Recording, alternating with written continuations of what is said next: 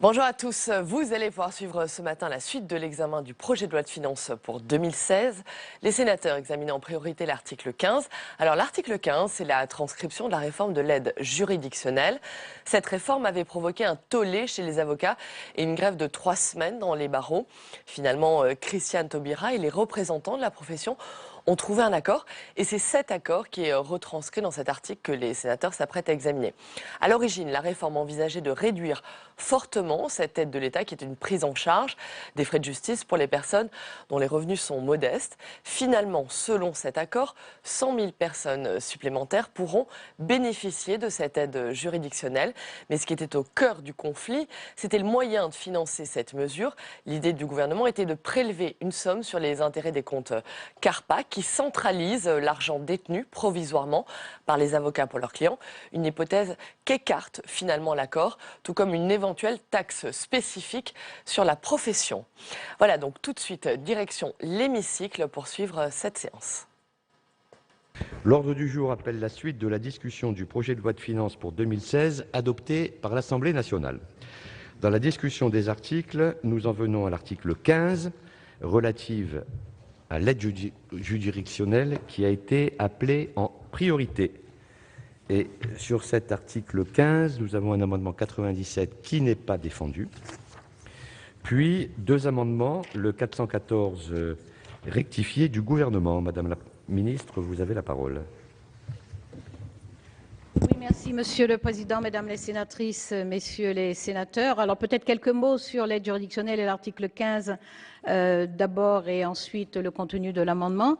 Donc cet article 15, comme vous l'avez dit Monsieur le Président, concerne l'aide juridictionnelle.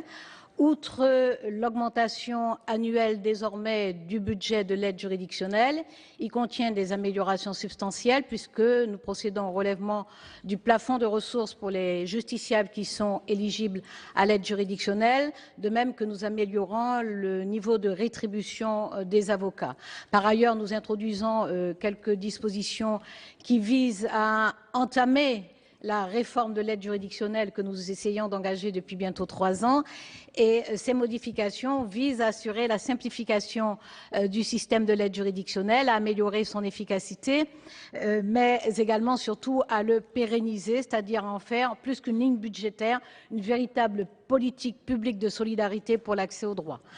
L'amendement ainsi que cet article donc vise à d'abord tirer conséquence d'un protocole que nous avons signé avec les représentants de la profession, c'est-à-dire le Conseil national des barreaux, la conférence des bâtonniers ainsi que le barreau de Paris. Ce protocole a été signé le 28 octobre. Il fait suite au mouvement des avocats qui s'est cristallisé sur le prélèvement de 5 millions d'euros sur les 75 millions d'euros de produits financiers des fonds qui transitent, des fonds des clients qui transitent par les CARPA et qui sont placés. Mais au-delà de ce mécontentement sur ces 5 millions d'euros prélevés sur des produits financiers, il y a dans la profession une inquiétude légitime sur la solidité du dispositif d'aide juridictionnelle parce que nous disposons depuis près de 15 ans maintenant d'une demi-douzaine de rapports, dont le rapport Leluard pour le Sénat, le rapport Joissains-Mézard de 2014, le Luard date de 2006, des rapports qui depuis pratiquement une quinzaine d'années disent que le système de l'aide juridictionnelle est à bout de souffle. Il y a donc une véritable inquiétude. Pour notre part, nous avons engagé des discussions avec la profession depuis juillet 2012 pour essayer d'introduire cette réforme que nous pensons indispensable et qui a été rendue aujourd'hui urgente et indispensable du fait de l'immobilisme pendant une dizaine d'années, malgré ces rapports d'alerte dont, je le rappelle, certains viennent du Sénat. Donc nous avons entamé ces discussions, nous les avons entamées sur la base du respect de la transparence et de la loyauté. Ce n'est pas une méthode pour aller vite. Néanmoins, nous avons avancé quelque peu et l'amendement qui vous est soumis permet donc d'abord de tirer les enseignements de l'inquiétude générale sur le système d'aide juridictionnelle. Parce qu'il n'est satisfaisant pour personne. Il ne l'est pas pour les justiciables qui sont éligibles parce qu'il n'est pas efficace, qu'il n'est pas rapide, qu'il n'est pas pas diligent et qui n'est même pas conforme aux nécessités, puisque, je vous le dis, nous relevons le plafond des ressources à 1 000 €. Il n'est pas satisfaisant non plus pour les avocats qui considèrent à bon droit que le niveau de rétribution de leurs prestations n'est pas adapté, n'est pas conforme en tout cas à la qualité des prestations qui sont attendues. Et je peux ajouter qu'il n'est pas satisfaisant pour la puissance publique ni pour les législateurs que vous êtes. D'abord parce que l'exercice de l'aide juridictionnelle n'a pas évolué conformément aux dispositions prévues dans la loi de juillet 1991. Et ensuite parce que nous voyons bien que lorsque 16% des avocats assurent 84% de l'aide juridictionnelle, il y a là une concentration qui peut mettre en fragilité les cabinets d'avocats qui sont concernés, les rendre dépendants en termes de revenus de cette activité professionnelle et donc les mettre en précarité. Donc cette insatisfaction générale appelle des réponses immédiates. Nous le faisons tous les ans, le budget de l'aide juridictionnelle augmente, mais des réponses à terme aussi, parce qu'il faut finir par consolider ce dispositif. Nous avons donc décidé d'introduire dans l'article et maintenu dans l'amendement le relèvement du plafond de ressources à 1 000 €. Non seulement nous relevons le plafond de ressources à 1 000 € pour les justiciables, parce qu'il faut rappeler que c'est pour eux que le système a été conçu, mais en plus nous indexons ce niveau de plafond de ressources à l'évolution des prix hors tabac, ce qui permet de garantir le maintien du pouvoir d'achat. Par ailleurs, nous améliorons le niveau de rétribution des avocats. Nous faisons une augmentation en moyenne de 12,6%. Nous réduisons le nombre de groupes de barreaux qui était de 10 à 3 groupes de barreaux. Et cette rétribution des avocats qui avait été figée depuis 2007 augmente donc, je viens de le dire, en moyenne de 12,6%, de sorte que l'unité de valeur vaudra 26,5% dans le premier groupe, 27,5 euros, pardon, pas des pourcents, des euros, 25,5 € dans le premier groupe, 26,5 € dans le deuxième groupe, et donc 26,5, 27,5 et 28,5. Voilà. C'est clair? Non, je reprends parce que j'ai mis de la confusion. Donc au lieu de 10 groupes, nous en avons 3. Et le premier groupe a une unité de valeur donc, qui passe de 22 € à 26,5 €. Puis à 27,5 € pour le deuxième groupe et à 28,5 € pour le troisième groupe. Voilà. Nous avions prévu une unité de valeur socle qui était articulée avec une contractualisation qui permettait d'apporter une rétribution complémentaire à l'unité de valeur socle en tenant compte des spécificités de certains territoires. Il y a des territoires où les types de contentieux certains types de contentieux sont plus importants que d'autres. Il y a des territoires où les distances entraînent des frais et du temps de déplacement plus importants qu'ailleurs. Nous avions donc envisagé un dispositif articulé, unité de valeur socle et contractualisation. La profession considère qu'elle a besoin de temps encore pour travailler sur la contractualisation. Par conséquent, l'amendement supprime l'unité de valeur socle qui était dans l'article et la profession s'est engagée dans le protocole du 28 octobre à travailler sur cette contractualisation puisqu'elle considère que c'est un dispositif tout à fait pertinent. Par ailleurs, la profession a également pris l'engagement de travailler avec nous, elle l'avait déjà fait, elle l'avait déjà dit d'ailleurs, sur des instruments qui nous sont utiles à tous, c'est-à-dire notamment la mise en place de l'applicatif Portalis pour la justice civile et notamment dans le cadre de la réforme de la justice du XXIe siècle, et AGI, c'est-à-dire un applicatif spécifique pour la gestion de l'aide juridictionnelle. Enfin, nous supprimons par amendement une disposition qui était contenue dans l'article et qui consistait à prélever 5 millions d'euros sur les 75 millions d'euros de produits financiers des fonds des clients qui transitent par les CARPA et qui sont placés. Enfin, parmi les dispositions de simplification, notamment dans le traitement de l'aide juridictionnelle, nous introduisons par exemple une dispense pour les bénéficiaires de l'allocation de solidarité aux personnes âgées ainsi que les bénéficiaires du revenu de solidarité active, une dispense de présentation des éléments d'insuffisance de revenus. Nous améliorons également l'accès à l'aide juridictionnelle pour la médiation et nous avons des dispositions concernant la retenue et la rétention. Pardon d'avoir été un peu longue, mais c'est un sujet qui a fait l'objet de tellement de débats publics et de tellement d'informations, de contre-informations et de mésinformations qu'il me paraissait utile de vous dire les choses précisément, à vous, la représentation nationale. Merci, Madame la Ministre. Alors, en discussion commune, nous avons l'amendement 60, Monsieur le rapporteur général. Monsieur le Président, Madame la Ministre, Monsieur le Ministre, mes chers collègues, l'amendement 60 donc, est l'amendement de la Commission qui, je le précise bien, avait été déposé avant l'amendement du gouvernement. La ministre vient à l'instant de présenter longuement l'amendement du gouvernement et l'amendement de la Commission est en partie, je dis bien en partie, dans la même ligne. Donc je vais le présenter relativement brièvement puisque le sujet vient d'être présenté assez longuement. Tout d'abord pour rappeler que cet amendement de la Commission, il tirait tout simplement les conséquences du protocole d'accord qui est intervenu entre les avocats et la chancellerie, du protocole du 28 octobre dernier, puisque, comme c'était dit à l'instant, le protocole prévoit expressément que la réforme ne sera pas financée par un prélèvement sur les produits financiers du fonds CARPA. Et c'est bien l'objet de l'amendement de la Commission des finances, supprimer les alinéas qui concernent le prélèvement sur les fonds CARPA. Au-delà, il y avait des raisons de fond qui justifiaient que le désaccord qu'on pouvait avoir concrètement, initialement par le financement par la CARPA. On pouvait considérer tout d'abord que les avocats participaient déjà à un certain nombre de missions d'intérêt général, notamment des contributions gratuites, et qu'il n'était donc pas normal que seuls les fonds CARPA financent l'aide juridictionnelle. Et par ailleurs, les fonds CARPA servent à d'autres missions, des missions de formation, ça sert aussi à financer, je crois, des congés maternité. Il y a donc un certain nombre de missions d'intérêt général ou de missions sociales des avocats qui sont déjà financées par les fonds CARPA. Et donc, les raisons, toutes ces raisons, mais bien sûr en particulier le respect du protocole d'accord du 28 octobre dernier, ont conduit la Commission à proposer cet amendement de suppression des alinéas concernant le financement des fonds CARPA. Mais évidemment, l'amendement du gouvernement va plus loin. Et j'aimerais, si vous le voulez, je donnerai l'avis, poser 2-3 questions de précision à la ministre. Merci. Posez-les tout de suite, Monsieur le rapporteur général, puisque vous avez la parole, pour donner votre avis sur l'amendement du gouvernement. Voilà, donc l'amendement du gouvernement, j'ai compris qu'il était plus complet que l'amendement de la Commission, qui pourrait donc s'y rallier.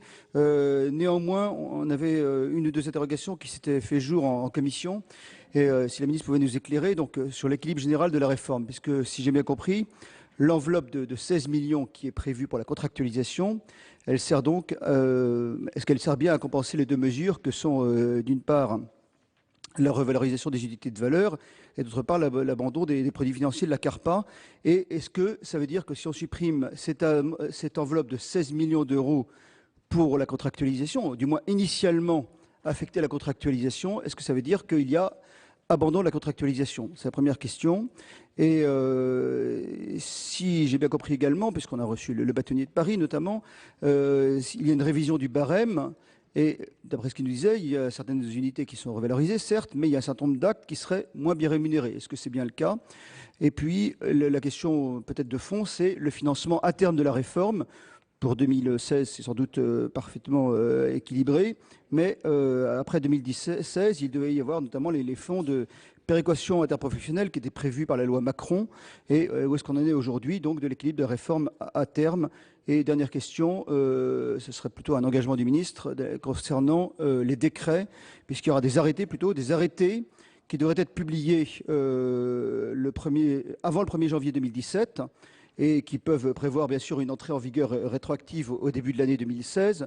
On comprend évidemment la prudence, mais est-ce que le gouvernement a des engagements quant à la publication de ces arrêtés, de façon à ce que les avocats connaissent précisément la tranche dans laquelle se situe leur barreau? Donc merci Madame la Ministre, si vous pouviez nous apporter les précisions qui permettent de vérifier à terme l'équilibre de ce régime d'aide juridictionnelle. Merci Monsieur le rapporteur général. Madame la Ministre. Oui, merci Monsieur le Président, Monsieur le rapporteur général. Donc pour répondre très précisément à vos questions sur la contractualisation, comme je l'ai dit peut-être un peu rapidement, les discussions avec la profession vont reprendre sur la contractualisation. Quel en était le principe? Cela émane des professions, de l'observation des professions elles-mêmes, parce que je vous disais, depuis juillet 2012, nous discutons avec les professions. Donc cela émane des professions elles-mêmes, mais c'est également contenu dans les rapports, et notamment les rapports du Sénat, à savoir que la situation est différente sur le territoire. C'est d'ailleurs pour ça qu'il y avait une modulation des unités de valeur. Et tout le monde est d'accord depuis plus de 2 ans pour dire que la modulation doit être supprimée, donc il doit y avoir une unité de valeur unique sur l'ensemble du territoire. Ceci ne doit pas effacer complètement les disparités territoriales que l'on constate. Donc, d'accord pour l'unité de valeur unique, simplement nous avons conçu un dispositif pour prendre en compte ces disparités territoriales. Ce que la profession n'a pas compris ou n'a pas admis, parce que dans les discussions que nous avons eues fin octobre, la profession a dit qu'elle est d'accord pour discuter sur la contractualisation parce qu'elle estime que le système est pertinent. Simplement, elle veut le préciser. Que se passait-il? La profession nous indiquait, et c'est la question aussi du barème, elle nous indiquait qu'il y avait un certain nombre de contentieux qui généraient un nombre d'unités de valeur qui ne correspondait pas avec le travail accompli. La plupart du temps, ça ne suffisait pas, mais il y a des cas où ils estimaient que le nombre d'unités de valeur pouvait être reconsidéré parce qu'il était important par rapport au travail accompli. Je pense notamment aux gardes à vue, par exemple, et au prolongement. Donc, la question du barème, qui est contenue dans des rapports, notamment le rapport Joassin-Mézard, et dans les observations que fait la profession, tout ça nous a conduit à travailler. Alors, il y a eu un groupe de travail. Il y a une partie des malentendus qui viennent du fait que certains de la profession ont pris des points du groupe de travail et ont considéré que c'était un engagement de la chancellerie. C'est un groupe de travail qui s'est réuni pendant 4 mois à la chancellerie, auquel participaient des représentants de la profession, mais également des magistrats, également évidemment notre service d'accès au droit. Et plusieurs hypothèses ont été examinées dans ce groupe de travail. Mais ce qui a été indiqué et qui a fortement mobilisé les avocats ne fait pas partie de ce qu'a présenté la chancellerie. Et le prélèvement des CARPA, par exemple, fait partie d'une proposition qui avait été faite par la profession. Même si maintenant, il y a une partie de la profession qui dit, pas elle, mais une autre partie, il n'empêche que c'est une suggestion qui émanait de la profession. Donc, sur la contractualisation, nous allons y revenir. Simplement, nous l'avons éliminée là, donc elle n'est absolument plus ni dans l'article ni dans l'amendement. Donc nous n'avons plus l'UV socle avec contractualisation, nous avons des UV sur les 3 groupes. Les 3 groupes ont été mis en place avec l'accord de la profession, c'est-à-dire que les 3 groupes sont contenus dans le protocole que nous avons signé le 28 octobre. Donc, ce sont les critères qui étaient retenus pour ces 10 catégories de barreaux qui ont été regroupés pour en faire 3 catégories désormais. Donc, je viens de vous répondre à la fois pour la contractualisation et le barème. Donc, la profession elle-même considère qu'il faut revoir le barème. Sa crainte, c'était de dire vous allez augmenter le nombre d'unités de valeur sur certains contentieux, mais peut-être que sur d'autres, cela va baisser. Mais c'est tout l'intérêt de la contractualisation, c'est-à-dire que c'est aux barreaux d'apprécier les difficultés selon leur territoire. Donc nous allons reprendre cela posément, j'espère que nous allons aboutir, parce que je disais tout à l'heure que la négociation date de juillet 2012, elle n'a pas été totalement infructueuse, même si je regrette que nous n'ayons pas encore abouti à la réforme souhaitée, elle n'a pas été totalement infructueuse, parce que c'est de cette discussion qu'est issue la diversification des ressources que nous avons introduite l'année dernière et qui permet notamment de taxer les contrats de protection juridique.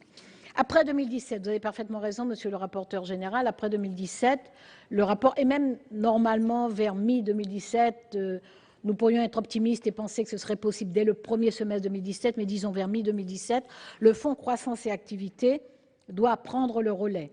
D'ailleurs, le prélèvement sur les produits financiers CARPA était prévu en tant que soudure, donc un prélèvement de 5 millions d'euros l'année prochaine. Il était prévu un prélèvement de 10 millions d'euros l'année d'après, mais tout le monde savait qu'il était peu probable que ce prélèvement soit nécessaire parce que le fonds croissance et activité est censé entrer en fonctionnement. Le dernier point, c'était les 3 groupes de barreaux, donc je vous ai répondu sur... voilà, c'est un accord avec la profession. Merci Madame la Ministre. Monsieur le rapporteur général, compte tenu de ces réponses. Donc l'amendement du gouvernement étant plus large et tirant les conséquences de l'accord, donc nous retirons l'amendement de la Commission au profit de l'amendement du gouvernement. Très bien. Alors, l'amendement 60 est retiré et ne reste que le 414 du gouvernement avec un avis favorable de la Commission. Y a-t-il des explications de vote? Alors, Monsieur Detraigne. Merci, Monsieur le Président. Nous venons d'avoir un échange intéressant sur l'aide juridictionnelle. Je crois que nous n'allons pas régler aujourd'hui la problématique de l'aide juridictionnelle qui est complexe et qui dépasse même certains des éléments qui viennent d'être donnés dans la discussion. Je pense notamment, élément que nous n'avons pas évoqué, à la question de la démographie de la profession d'avocat. Il faut avoir en tête que 16% des avocats aujourd'hui,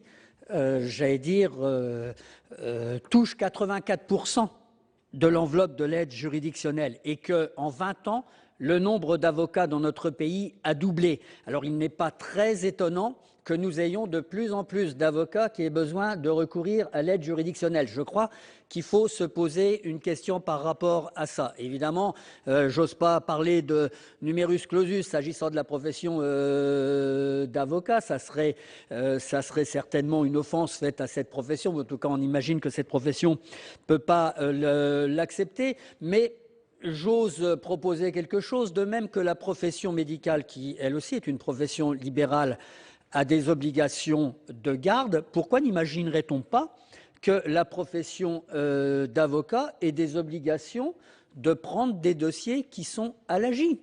Parce que on peut se poser cette question. On peut se poser la question de la participation financière des avocats eux-mêmes au financement de l'aide juridictionnelle. On peut peut-être se poser la question de la contribution des autres professions de droit au financement de l'AJ. Je ne dis pas que c'est simple, mais je crois que chaque année, on le voit bien depuis des années, on se pose la question du financement de l'AJ et je crois qu'il faut qu'on élargisse notre vision. Et puis, dernier point que je voudrais dire, c'est que l'on a supprimé il y a 2 ou 3 ans la contribution de 35 € à l'aide juridique qui était demandée à toute personne qui entamait une procédure. Or, il faut noter que ces 35 € ne faisaient hurler personne. J'ai plus en tête le montant que rapportaient ces 35 €, mais pourquoi ne pas tenter de les remettre? Voilà, c'est quelques pistes, mais je crois qu'il va bien falloir que l'on traite d'une manière durable cette question de l'aide juridictionnelle. Et M. Dautraigne, M. Dallier.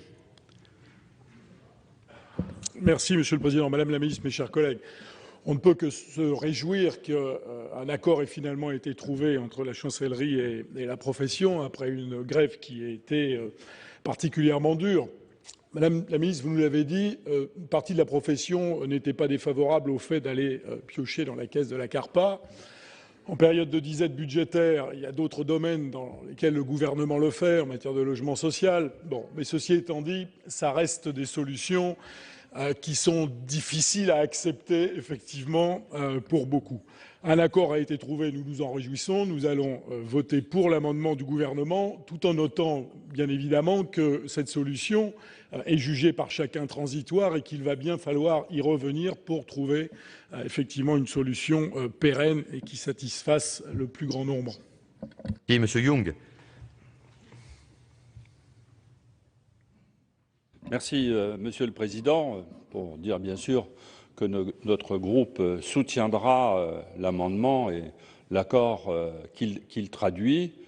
Et je me réjouis de voir qu'il y a un soutien assez général. On n'aura peut-être même pas besoin de scrutin public. Alors, quand même un grand progrès.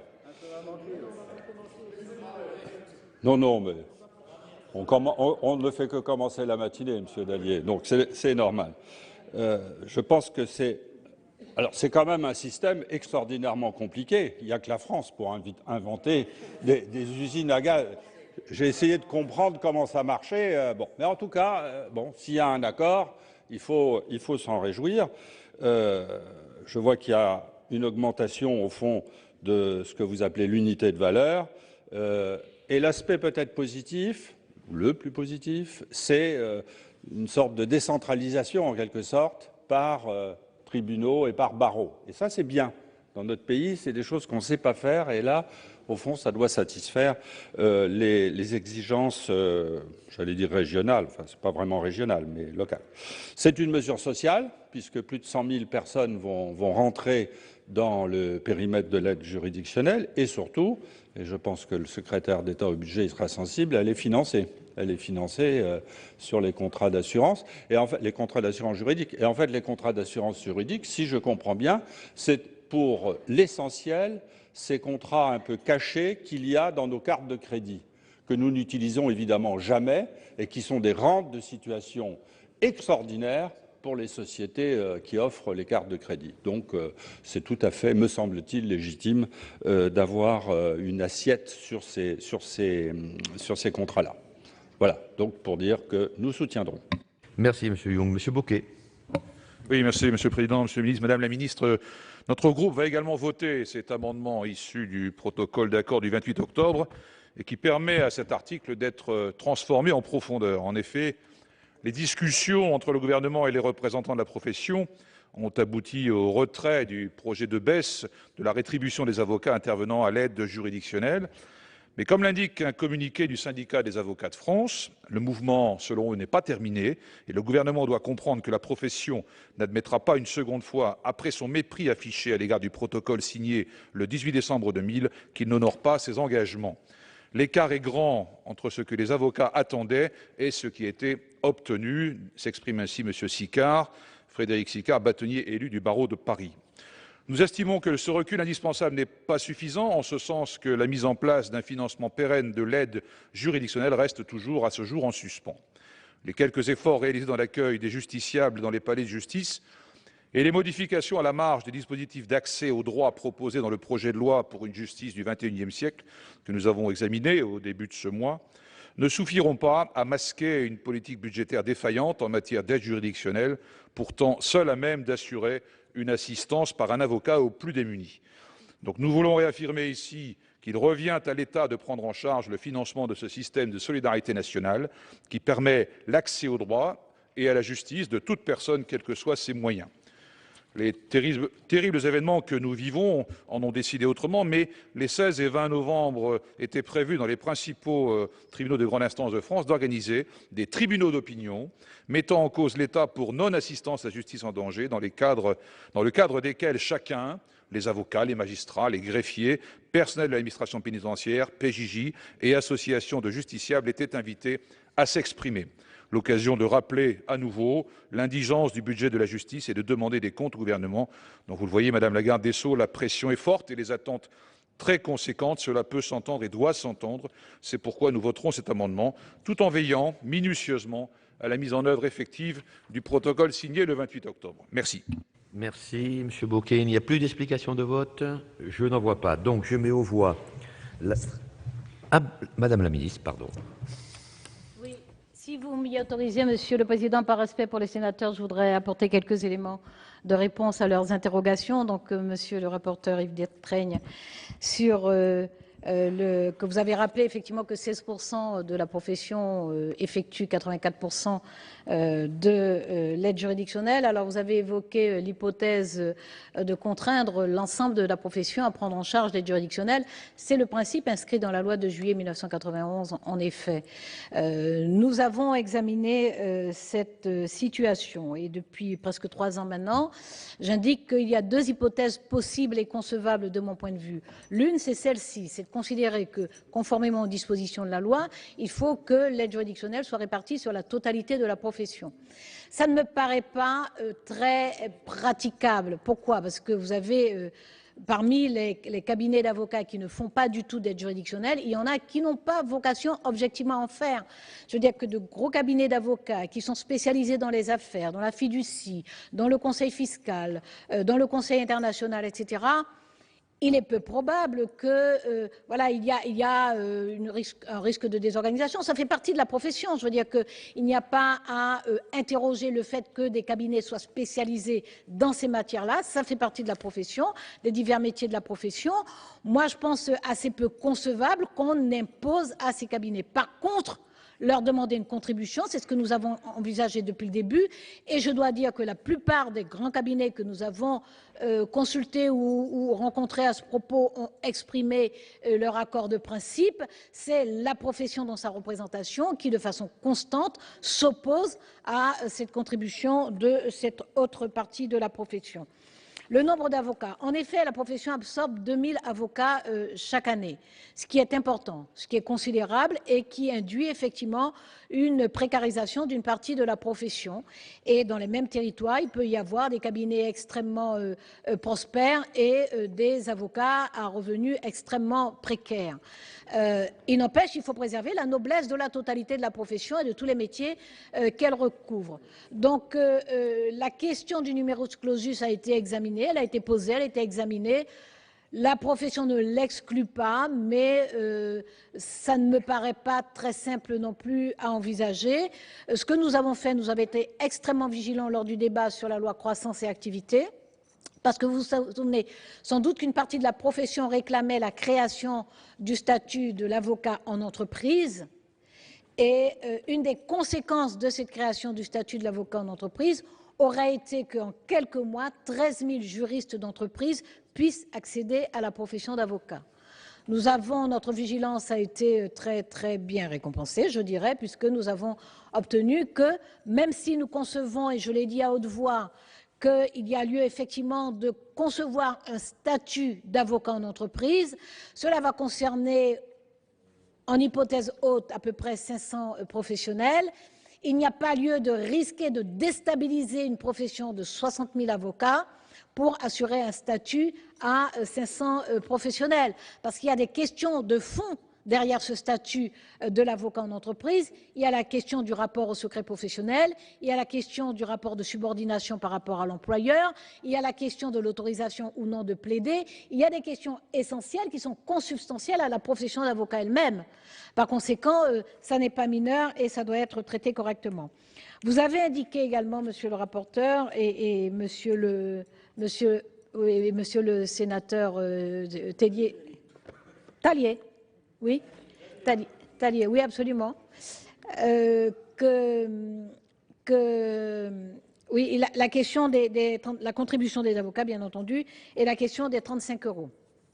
Vous dites que ça ne faisait hurler personne. Le problème, c'est que ceux à qui ça fait mal ne pouvaient pas hurler. Parce que nous nous sommes rendus compte qu'il y avait une baisse de demande, il y a une vraie baisse d'accès au droit. Lorsqu'il y a eu l'instauration des 35 €, il y a des territoires où nous avons constaté une baisse de 10% d'accès à la justice. Donc il y avait vraiment un recul de l'accès au droit et à la justice du fait de ces 35 €. Et ce recul se sera aggravé parce que la situation économique générale s'est fragilisée. Donc nous avons tenu à supprimer cette taxe. Elle rapportait 60 millions d'euros. Ces 60 millions d'euros abondaient l'aide juridictionnelle. Donc à partir du moment où nous l'avons supprimée, nous avons compensé, donc nous avons comblé le budget de l'aide juridictionnelle de 60 millions d'euros. Donc l'augmentation que nous faisons depuis notre arrivée sur le budget de l'aide juridictionnelle contient en plus ces 60 millions d'euros qui sont invisibles. Parce qu'il s'agit d'une compensation, d'une ressource à laquelle nous avons renoncé, c'est-à-dire que l'effort de ce gouvernement est important depuis 2012. Et j'en viens, après avoir remercié monsieur le sénateur Young pour son soutien et les suppléments de clarification qu'il a apportés sur cet amendement du gouvernement, j'en viens à monsieur le sénateur Bocquet. Moi, je veux bien, au nom de la continuité de l'État, prendre le passif du mépris exprimé aux professionnels. Mais franchement, il n'y a aucune trace, aucune preuve, aucun élément qui puisse permettre de dire qu'en 3 ans, nous ayons eu ni en attitude, ni en parole, ni en acte, la moindre marque de mépris vis-à-vis de la profession d'avocat. Et si nous n'avons pas abouti, parce que nous aurions pu faire la réforme tout seuls, nous aurions pu la faire. C'est la responsabilité de l'État de la faire. Nous avons choisi, je disais tout à l'heure, lorsqu'on entre dans des discussions avec le respect, la franchise, la transparence, la loyauté, ça prend du temps. J'en témoigne, ça fait 3 ans que nous nous voyons régulièrement, que nous discutons, que nous allons, que nous venons, qu'il y a un progrès. Par exemple, à la mi-septembre, les choses étaient calées. 3 jours avant la présentation du projet de loi de finances, les avocats ont dit qu'ils se retiraient et qu'ils retiraient ce qu'ils avaient approuvé. Donc c'est leur droit. Ils ont donné des explications. C'est leur droit. Mais je veux dire que nous aurions pu faire cette réforme parce que nous voyons bien que le système est à bout de souffle et qu'il est donc en danger. Nous aurions pu le faire indépendamment de la profession, nous aurions pu ne pas tenir compte de la profession, nous le faisons scrupuleusement depuis 3 ans. Donc voilà, il n'y a aucune marque de mépris et je pense que... et en plus, nous sommes très attentifs à ce qui remonte par l'intermédiaire des parlementaires. Donc voilà, ce n'est pas qu'une politique budgétaire, je l'ai dit, hein, c'est vraiment une politique d'accès au droit sur un principe de solidarité et nous voulons simplement le pérenniser. Voilà, merci à tous pour vos interventions qui montrent à quel point vous maîtrisez le sujet, à quel point vous le prenez à sa hauteur et à sa mesure, c'est-à-dire vraiment un instrument de politique publique essentiel pour le souci que nous avons de l'accès au droit, souci devenu d'autant plus légitime que les difficultés économiques font qu'il y a de plus en plus de nos concitoyens qui sont en situation de fragilité, qui ont besoin effectivement du soutien de l'État pour accéder au droit et à la justice. Et merci pour le soutien que vous apportez à cet amendement du gouvernement. Merci, Madame la Ministre.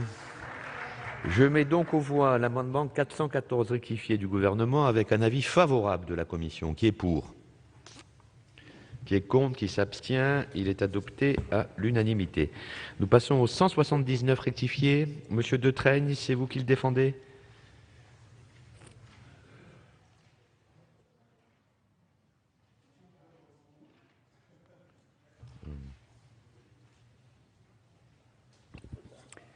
Oui, l'augmentation du taux de 11,6% à 2,5% pour les primes ou cotisations échues à compter du 1er janvier 2016 nous semble difficile à mettre en œuvre s'agissant de primes et cotisations échues en début d'année 2016. Les appels de primes ou de cotisations sont habituellement adressés à de nombreux assurés en novembre ou décembre 2015 pour les échéances du début d'année 2016. Or, les délais pour que la loi soit votée et applicable sont tellement contraints qu'il convient de ne pas alourdir le travail des prestataires qui l'effectuent. Dans la mesure où il semble difficilement justifiable sur le plan juridique d'adresser aux assurés des appels de primes ou de cotisations faisant état d'un taux de taxe qui n'existe pas puisqu'il n'est pas voté, il semblerait logique que l'augmentation de taux initialement prévue au 1er janvier 2016 puisse être décalée au plus tôt au 1er mars 2016. C'est l'objet de cet amendement. Merci. Monsieur le rapporteur général. Madame la ministre, monsieur le ministre, mes chers collègues, l'amendement pose une question pratique à laquelle la Commission n'a pas été capable d'apporter de réponse. Est-ce que, concrètement, en reportant de 2 mois, ça permettrait de tenir compte du nouveau taux de taxe sur les contrats d'assurance de protection juridique, ou est-ce que le gouvernement a une solution de façon à éviter ce qu'a dit l'auteur de l'amendement à l'instant, c'est-à-dire un envoi de cotisation qui ne tiendrait compte d'un nouveau taux de taxe? Donc, je ne sais pas quel est l'avis du gouvernement qu'on souhaiterait entendre avant de se prononcer. Merci. Madame la ministre. Oui, Monsieur le Président, c'est une préoccupation de bonne gestion des assurances que présente Monsieur le sénateur Yves Detreigne. Je vais le rassurer simplement, je vous rassure parce que l'ensemble des sénateurs, bien entendu, Monsieur le délégué général pour la commission, le rapporteur général, pardon, pour la commission et l'ensemble des sénatrices et sénateurs qui s'interrogent, effectivement, on pourrait se poser la question, sauf que dès fin septembre, le contenu de l'article a été diffusé et les assureurs en ont eu connaissance. Il en a été de même l'année dernière avec exactement le même calendrier. La modification que nous avons introduite pour le taux de prélèvement sur les contrats d'assurance juridique, parce qu'effectivement, il y a ces contrats de protection juridique que personne ne pense à mobiliser, plus la protection juridique dont nous disposons à travers nos cartes bancaires. Donc, ce sont des protections qui sont là, auxquelles nous contribuons, mais qui ne sont jamais mises en œuvre. Donc, il n'y a pas de raison. Il faut que la justice, sur ces choses-là, en tout cas, sur cela, en tout cas, la protection juridique, ne mobilise l'aide juridictionnelle qu'à titre subsidiaire, c'est-à-dire après qu'on ait pu mobiliser la protection juridique. Donc, les assureurs avaient pu paramétrer leur application l'année dernière et faire leurs appels de primes d'assurance dans les délais, de sorte que l'application avait pu avoir lieu en début d'année. Il n'y a pas de raison qu'elle ne soit pas en capacité de le faire cette année, même si effectivement la question pouvait se poser, mais nous avons l'expérience de l'année dernière qui a prouvé qu'avec exactement le même calendrier, les assureurs ont pu paramétrer leurs applicatifs et faire le nécessaire. Donc pour ces raisons, je crois vous avoir assuré, je suggère le retrait de cet amendement. Merci. Monsieur le rapporteur général, après ces explications. La loi va être évidemment promulguée avant le le 1er janvier. Donc si les assureurs ont vraiment le temps de paramétrer le nouveau taux de la taxe, la Commission voilà, se remet à la sagesse de l'Assemblée. On n'est pas tout à fait tous les éléments pour expertiser à ce stade exactement les conséquences d'une hausse de la taxe sur les conventions d'assurance. Monsieur Detraigne, vous le maintenez ou vous le retirez? Devant ce qui vient d'être dit, je vais le retirer. Donc le 179 rectifié est retiré et je mets aux voix l'article 15. Qui est pour? Qui est contre? Qui s'abstient? Il est adopté. Nous en revenons, mes chers collègues, au cours normal de la discussion des articles et nous en étions parvenus vendredi en fin d'après-midi. Monsieur Dallier? Monsieur le Président, pour un rappel au règlement sur l'organisation de nos travaux, il semblerait que d'ores et déjà l'examen de certaines missions, notamment celle de la Défense, soit décalé, puisque le ministre de la Défense accompagnera le Président de la République à Moscou. De la même manière, une question se pose sur les travaux de vendredi matin. Il a été dit que peut-être, effectivement, nous ne siégerions pas. Donc, est-ce que vous avez des éléments d'information à nous donner pour que nous puissions faire en sorte que nos collègues qui souhaitaient être présents sur ces missions puissent bien être là? Je n'en ai pas à l'heure actuelle, Monsieur Dallier, mais nous essayons d'en avoir d'ici la fin de la matinée, afin que l'information puisse vous être donnée et que nous puissions disposer d'un calendrier jusqu'à la fin de la semaine, le plus rapidement possible, qui vous sera évidemment communiqué. Dès que nous saurons ce qu'il en est pour, notamment vendredi matin, si nous siégeons ou si nous ne siégeons pas. En tout cas, acte vous est donné de ce rappel au règlement. Madame la Présidente. Monsieur le Président, c'est pour effectivement répondre à la question de Philippe Dallier. Oui, au niveau de la Commission, nous avons été informés de l'impossibilité du ministre de la Défense, Jean-Yves Le Drian, d'être là, puisqu'il accompagne le Président de la République dans un déplacement important. Et donc, nous avons offert un échange justice-défense, sur lequel, me semble-t-il, nous avons un accord, me semble-t-il, à ce jour. Donc, c'est un échange de missions. Donc, pour cela, ça ne change pas. Les formats sont sensiblement les mêmes.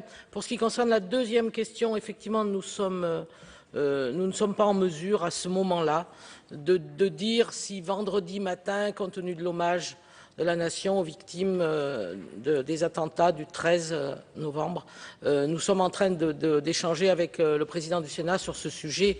Faut-il ou non participer de cette manière en étant en retrait du travail parlementaire ou en étant dedans? Voilà, nous sommes en train de réfléchir à cette question avec le président du Sénat. Monsieur Gattolin, pour un rappel au règlement.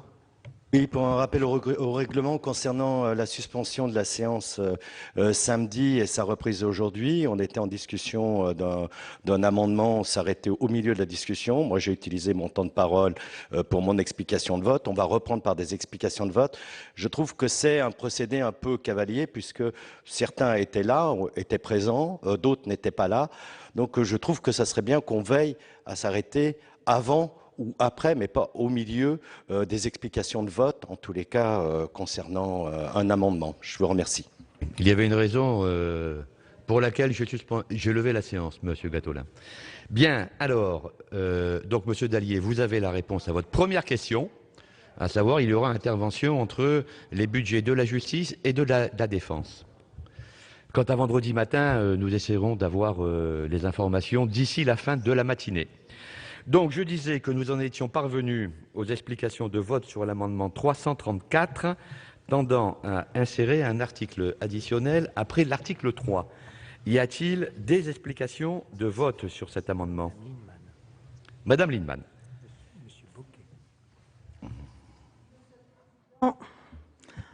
Monsieur le ministre, monsieur le rapporteur, madame la présidente de la commission, chers collègues, le sujet a été évoqué assez en profondeur avec des arguments que le ministre a donnés qui visent à nous expliquer qu'il y avait d'une part que ce n'était pas évidemment aux organismes de presse Internet qui devait décider de quel était le taux de TVA, nous expliquer la directive européenne, nous expliquer que d'autres payaient la TVA à un autre niveau.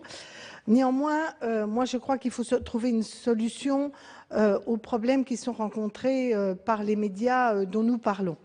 Alors le gouvernement peut, dans certains cas, négocier avec les opérateurs, et moi je pense que nous devons donner un signal politique sur le fait que c'est très important de veiller à ce que ce pluralisme et que les médias Internet soient traités comme les médias de la presse écrite. J'en veux pour preuve le fait qu'en 1986 ou 86, M. Léotard avait fait voter une loi dans laquelle, justement, il expliquait que, vu l'évolution des médias et des technologies, il fallait considérer comme presse écrite celle qui était sur papier et, dans certaines conditions décidées dans la loi, celle qui était sur des supports technologiques nouveaux.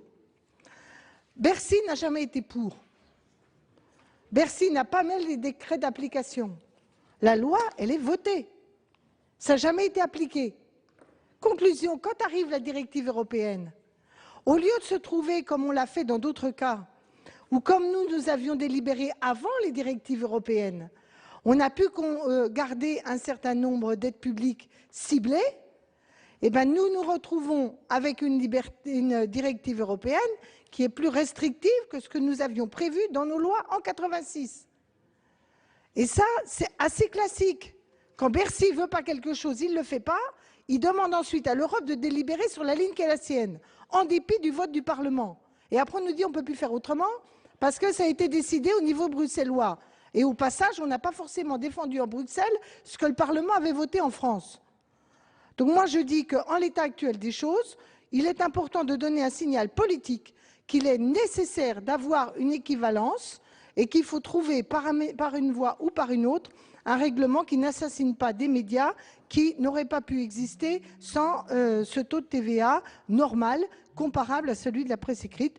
Donc pour ces raisons, je voterai pour l'amendement de notre collègue Gattolin. Madame Lindemann, Monsieur Bocquet.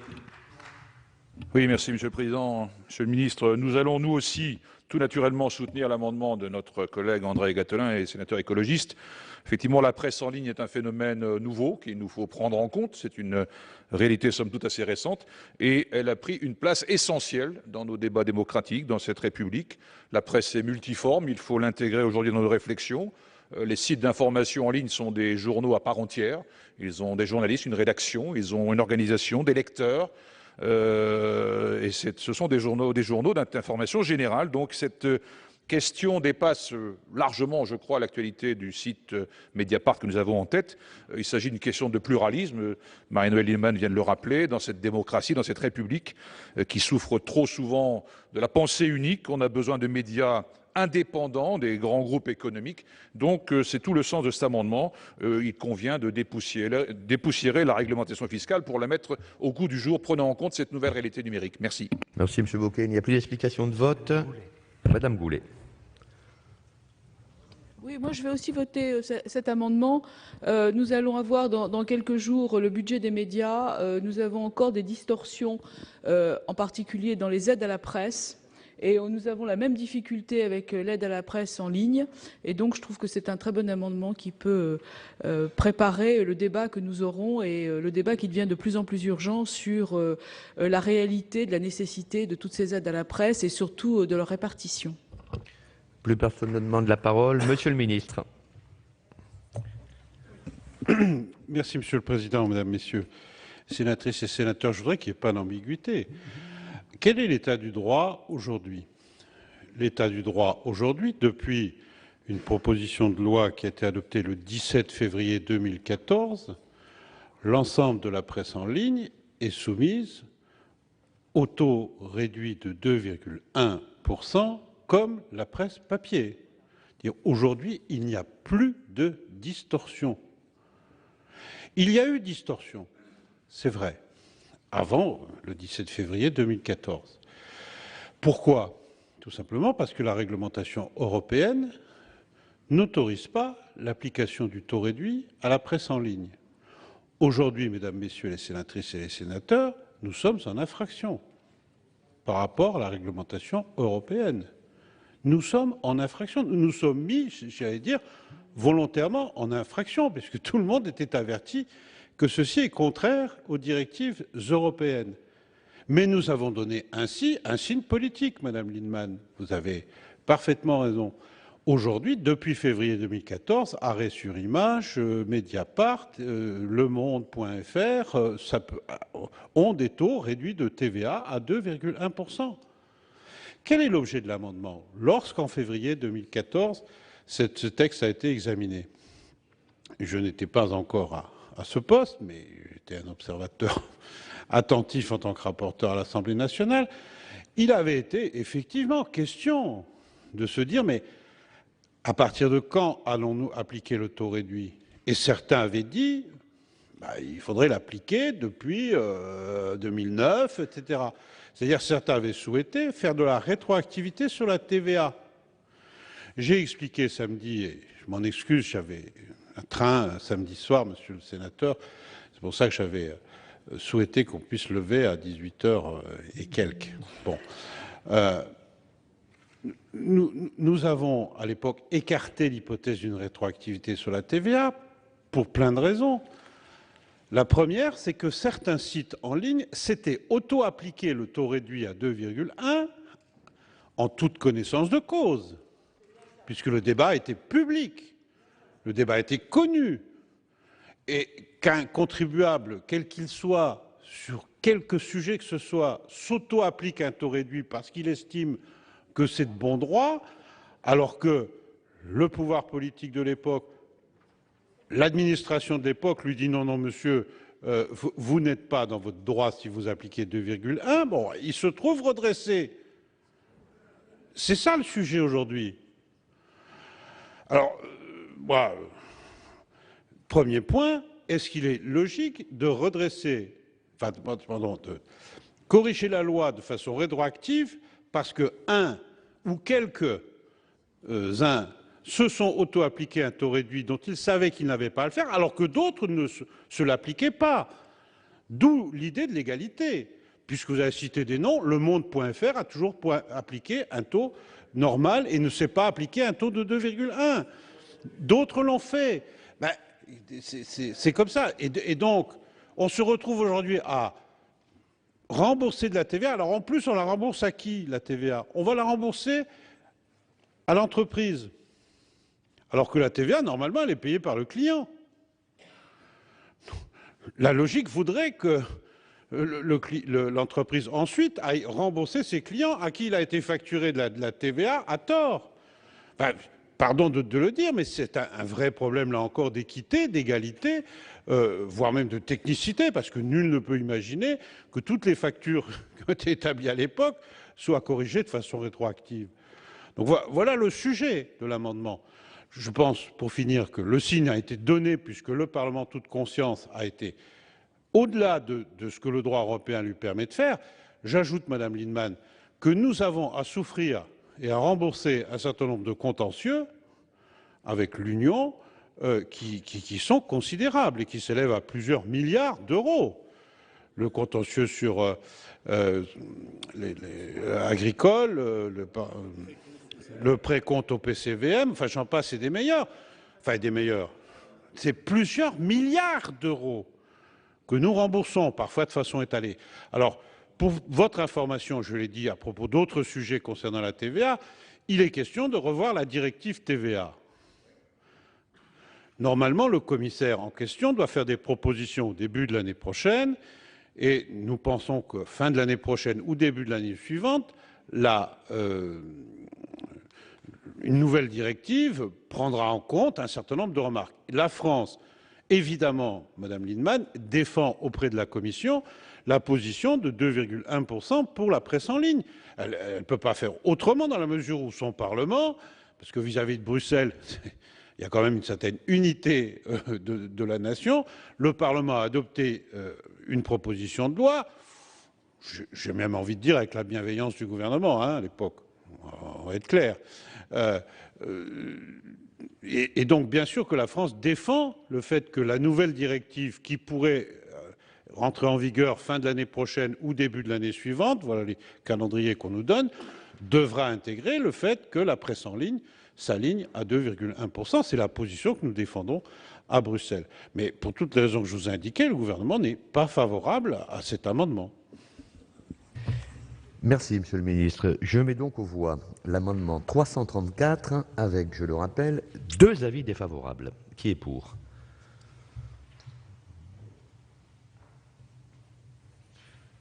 Qui est contre? Qui s'abstient? Il n'est pas adopté. Nous passons au 322. Madame Deromedi, vous avez la parole. Merci, Monsieur le Président. Cet amendement propose de dispenser de reversement de la TVA perçue sur les ventes animales et leurs produits assujettis à la TVA selon le régime dit simplifié de l'agriculture, l'ensemble des éleveurs entrant dans le champ défini par l'article 298 bis 2 premièrement et cinquièmement du Code général des impôts. Il est envisagé comme une mesure supplémentaire de soutien à la compétitivité et à l'investissement des secteurs de l'élevage et laitier. Merci, Monsieur le rapporteur général. Il y a un principe de neutralité de la TVA qui fait que la TVA qui est collectée par les entreprises, parce que c'est bien les entreprises qui collectent la TVA pour le compte de l'État, doit être reversée au Trésor public. Il y a bien sûr des possibilités de déduction ou de versement direct. Et l'amendement tel qu'il vient de nous être présenté semble contraire au principe de neutralité de la TVA. Donc pour ces raisons, la Commission est évidemment assez réservée. Par ailleurs, on ne peut pas contester les difficultés de l'élevage, elles sont réelles, nombreuses, et d'ailleurs il y a une proposition de loi qui a été déposée au Sénat, et dans le projet de loi de finances, il y a un certain nombre d'amendements de nature fiscale qui vont dans le sens de cette proposition de loi. On aura l'occasion de les examiner, et qui semblent sans doute des dispositifs plus appropriés, et en tous les cas plus juridiquement fondés que l'amendement qui propose très concrètement de permettre aux éleveurs soumis au régime simplifié de ne pas reverser la TVA au titre des années 2015 et 2016. C'est la raison pour laquelle la Commission souhaiterait le retrait de cet amendement, Madame. Monsieur le Ministre. Même avis. Même avis, bien entendu, mais simplement en rajoutant que le gouvernement a pris des dispositions dans le cadre des plans de soutien à ces filières, notamment en facilitant le passage à la TVA mensuelle. Mais au-delà, serait évidemment contraire à toute logique de la TVA, comme l'a indiqué le rapporteur général, avis défavorable. Madame Deromedi, il est retiré ou maintenu? Allez-y.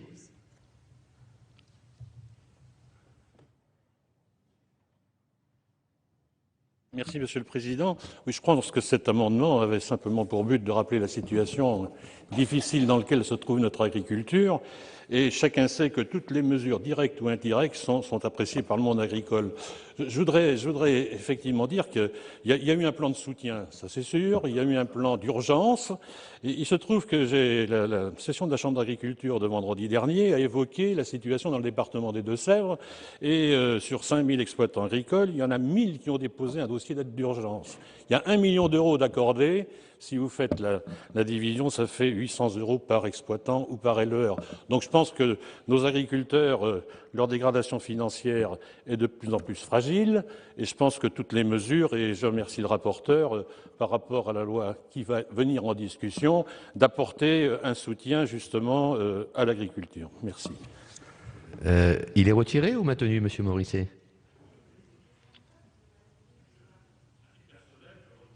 Alors, il est retiré. Et nous en arrivons à l'article 3 bis, avec un amendement 34. Qui tient compte des dispositions introduites par l'Assemblée nationale, l'article 3 bis, qui prévoit un taux réduit de TVA pour les opérations dont le permis de construire a été déposé entre le 1er janvier 2015, qui est la date d'entrée en vigueur du dispositif pour les quartiers prioritaires de la ville, et la date de signature du contrat de ville. Donc un dispositif que nous ne contestons pas, mais l'amendement de l'article que nous proposons a pour objet de limiter à la seule année 2015 le dispositif transitoire qui a été adopté par l'Assemblée nationale, donc concernant le taux réduit de TVA.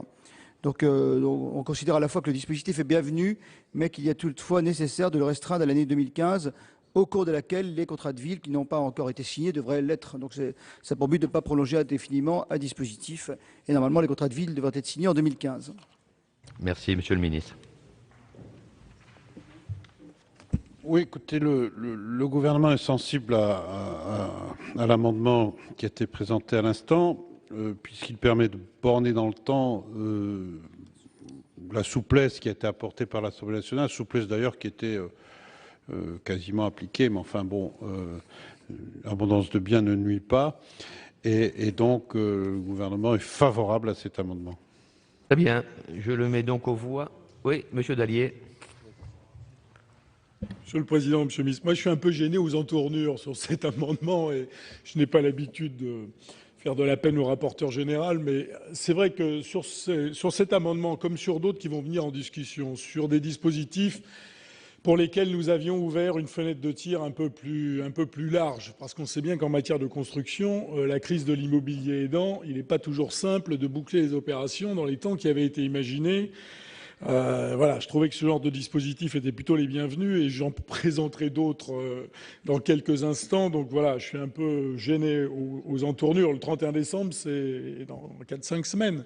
Voilà, c'est un peu court, quoi. Il n'y a pas d'autres explications de vote. Donc je mets aux voix cet amendement avec un avis favorable du gouvernement. Qui est pour? Qui est contre? Qui s'abstient? Il est adopté. Et donc l'article 3 bis est adopté dans cette rédaction. Après l'article 3 bis, un amendement 346. Madame Lienemann. Collègues, de soutenir l'accession sociale à la propriété. Pour ceux qui ont été pendant longtemps attentifs à cela, le gouvernement précédent avait, grâce au financement du 1%, mis en place ce qu'on appelait le pass foncier. Le principe du pass foncier, c'était une certaine dissociation entre l'acquisition du bien construit et le terrain qui venait à être payé après qu'on ait payé la partie construite. Bref, un foncier différé. L'accord avec le 1%, ça a très bien marché pour relancer l'accession à la propriété, notamment l'accession sociale à la propriété. Si ça a très bien marché, c'est que la TVA était à 5,5 sur ces produits. Or, le pass foncier a été arrêté parce que l'argent du 1% a été orienté vers d'autres priorités. Or, on se rend compte aujourd'hui qu'en dépit des efforts que le gouvernement fait, notamment des nouvelles dispositions qu'il va prendre sur le prêt à taux zéro, qui va être élargi, quasi doublé, disons, il est important de bien veiller à ce que les catégories moyennes et modestes, c'est-à-dire celles en dessous de 2 SMIC, puissent quand même accéder. Or, même avec ces dispositifs du PTZ, avec des taux d'intérêt bas, c'est encore très difficile. Et le foncier dissocié permet à ces catégories, sous réserve d'être sous plafond de ressources, de pouvoir le faire. Comment le faire? Au lieu que ce soit le 1%, l'idée est que dans un lotissement ou dans un immeuble collectif, la propriété soit collective par une SCC, Société coopérative de construction, truc classique bien connu. Pour que le foncier soit porté, et que le foncier soit porté, pour qu'il soit porté, qui peut le porter? Les EPF, parfois les communes, parfois des SEM, il faut bien le dire, plutôt des EPF. Et à partir de ce moment-là, avec des clauses anti-spéculatives, c'est-à-dire que les gens ne vont pas payer le terrain plus cher que ce qu'ils auraient fait s'ils l'avaient acheté au moment de la construction. Donc cette opération a un double intérêt. Elle consolide l'idée de l'accession des primo-accédants et des catégories sociales modestes par rapport aux autres, car je rappelle que le PTZ a été maintenant, dans la nouvelle mouture qui nous est proposée, élargi jusqu'à des revenus de 72 000 €. Et d'autre part, ça a l'avantage d'être un mécanisme anti-spéculatif sur le foncier. Il ne s'agit pas d'y aller tête baissée. Donc l'idée, c'est de commencer par expérimenter le dispositif. D'ailleurs, le nombre de PF qui se lancent dans cette affaire n'est pas encore gigantesque, mais de le rendre possible pour en tirer des leçons. On estime que ça ne devrait pas dépasser 500 logements par an, au moins dans la phase de démarrage de l'expérimentation.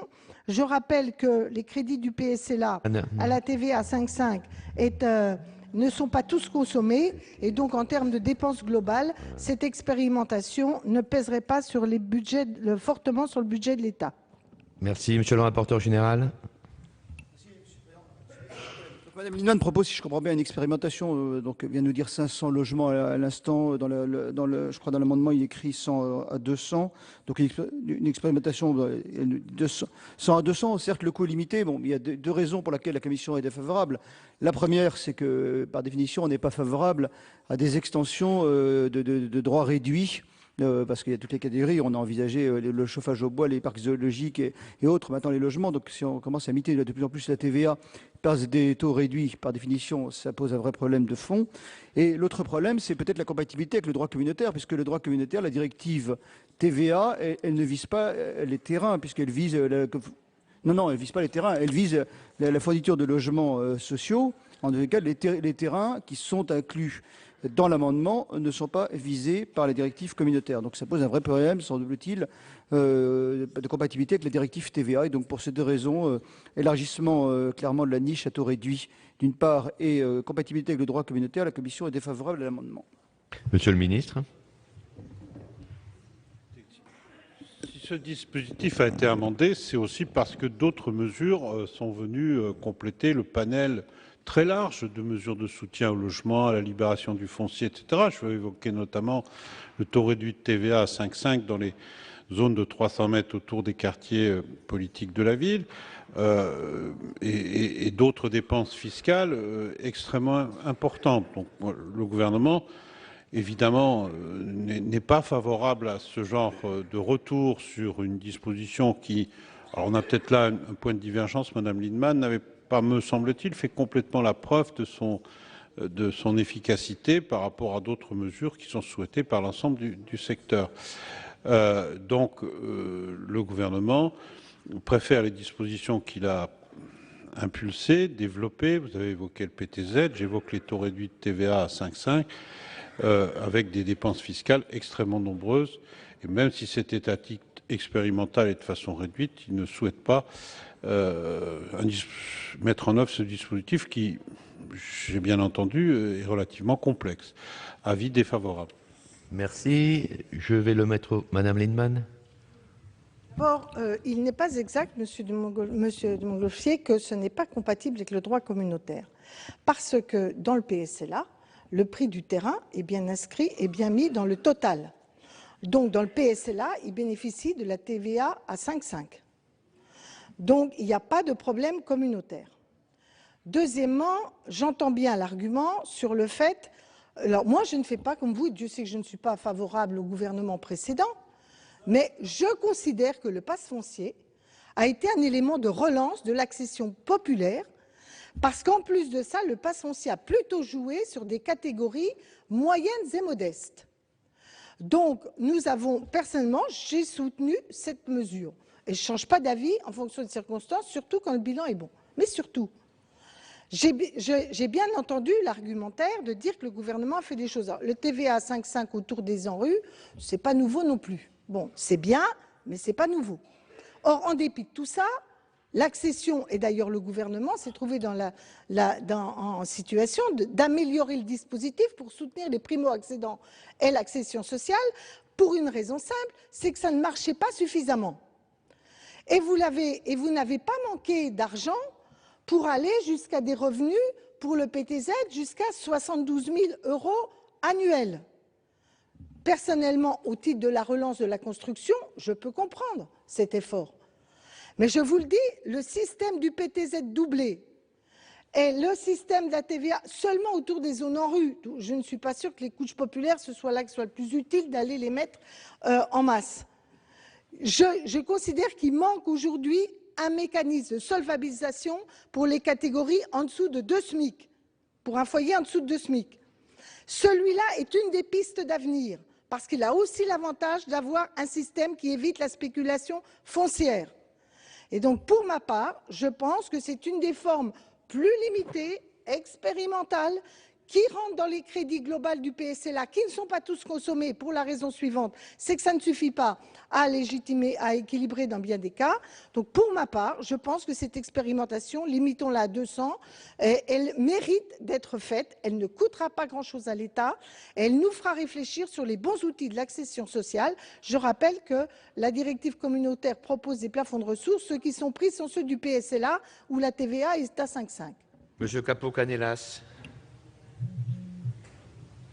Oui, Monsieur le Président, Monsieur le Ministre, mes chers collègues, je peux entendre les arguments qui ont été développés par le rapporteur général et le ministre. Pour autant, il me semble que le dispositif proposé par Madame Lienemann a vraiment une pertinence.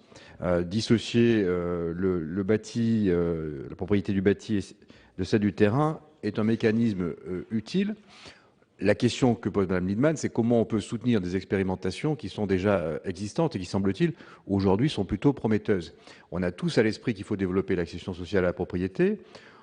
J'ai peut-être une modulation parce qu'il faut peut-être réfléchir, est-ce qu'on se limite uniquement au plafond du PSLA? Il faut faire attention parce qu'après on crée parfois des trappes et finalement ceux qui sont juste au-dessus des plafonds se trouvent pris entre deux feux et ne peuvent, c'est comme pour le logement social, ils ne peuvent pas y rentrer, ils ne peuvent pas non plus aller sur le parc privé. Donc il y a peut-être une modulation à réfléchir, mais il me semble en toute hypothèse que si l'amendement ne devait pas être adopté, il mériterait quand même un travail plus approfondi parce que la piste, en tout cas, mérite d'être regardée de très près et en tout cas, je ne m'y opposerai pas. M. Delahaye. Oui, Monsieur le Président, Monsieur le Ministre, mes chers collègues, pour ma part, moi, je vais voter cet amendement. Je pense qu'il faut effectivement aller dans le sens de favoriser l'accession sociale à la propriété. Quand on essaye de faire des opérations de ce type, on s'aperçoit que c'est quand même assez compliqué, même si les communes peuvent faire des efforts, et ce que moi j'ai déjà fait, mais je dirais que quand on peut avoir des dispositifs un peu expérimentaux comme celui-ci et qu'on peut les favoriser pour un coût budgétaire finalement très minime, donc je pense qu'on peut y aller. Non. Donc je suis favorable. Monsieur Dallier. Monsieur le Président, Monsieur le Ministre, écoutez, moi aussi, je trouve que la proposition de notre collègue Lienemann est intéressante et qu'elle mérite notre attention. Ça n'est pas un coût budgétaire très important, c'est effectivement, ça vise à rendre propriétaires des gens qui sont juste à la limite des plafonds. On sait combien les opérations de ce type sont difficiles à monter, donc moi je crois qu'à titre personnel, je vais voter cet amendement. Bien, il n'y a plus d'explication de vote. Je n'en vois pas. Donc, je mets aux voix l'amendement 346 avec 2 avis défavorables. Qui est pour?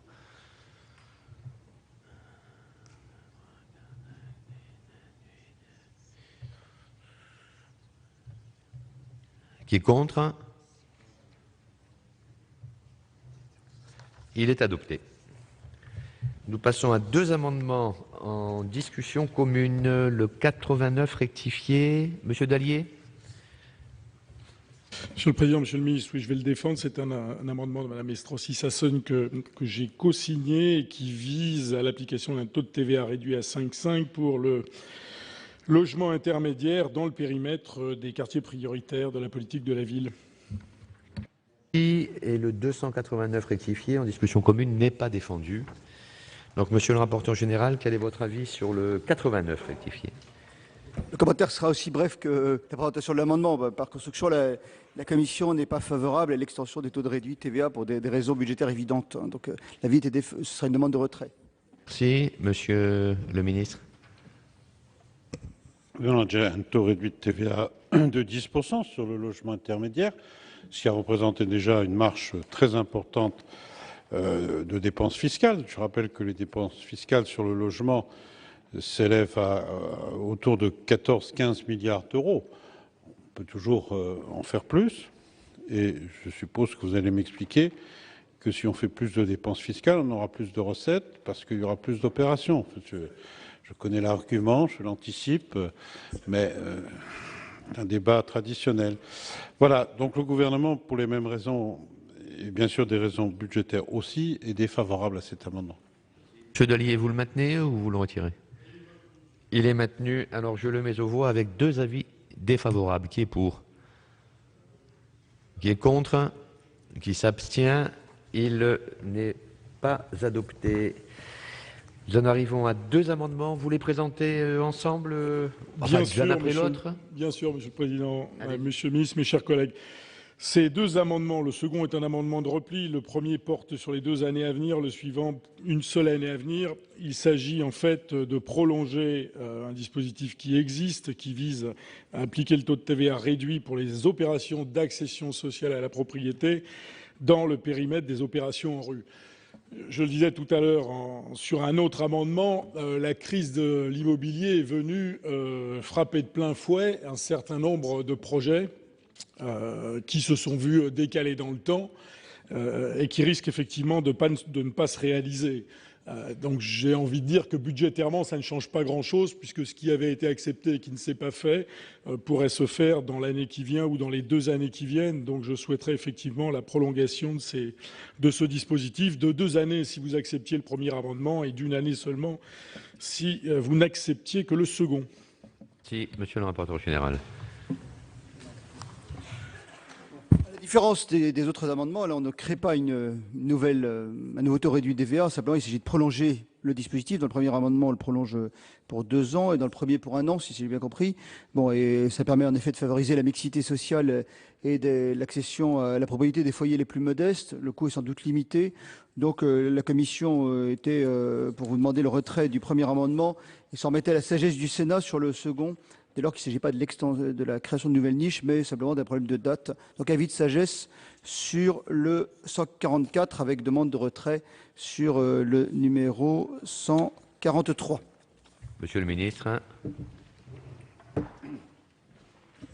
On a toujours capacité à mettre en place des nouveaux dispositifs en oubliant de supprimer les anciens. Le dispositif que vous proposez de proroger d'1 an a déjà été prorogé d'1 an l'année dernière. Vous proposez de le projet de 2 ans ou d'1 an, et puis voilà. Aujourd'hui, le gouvernement a concentré son action sur les nouveaux quartiers politiques de la ville, c'est vrai. Les opérations qui étaient engagées, ok, elles se terminent, mais on ne souhaite pas aller au-delà.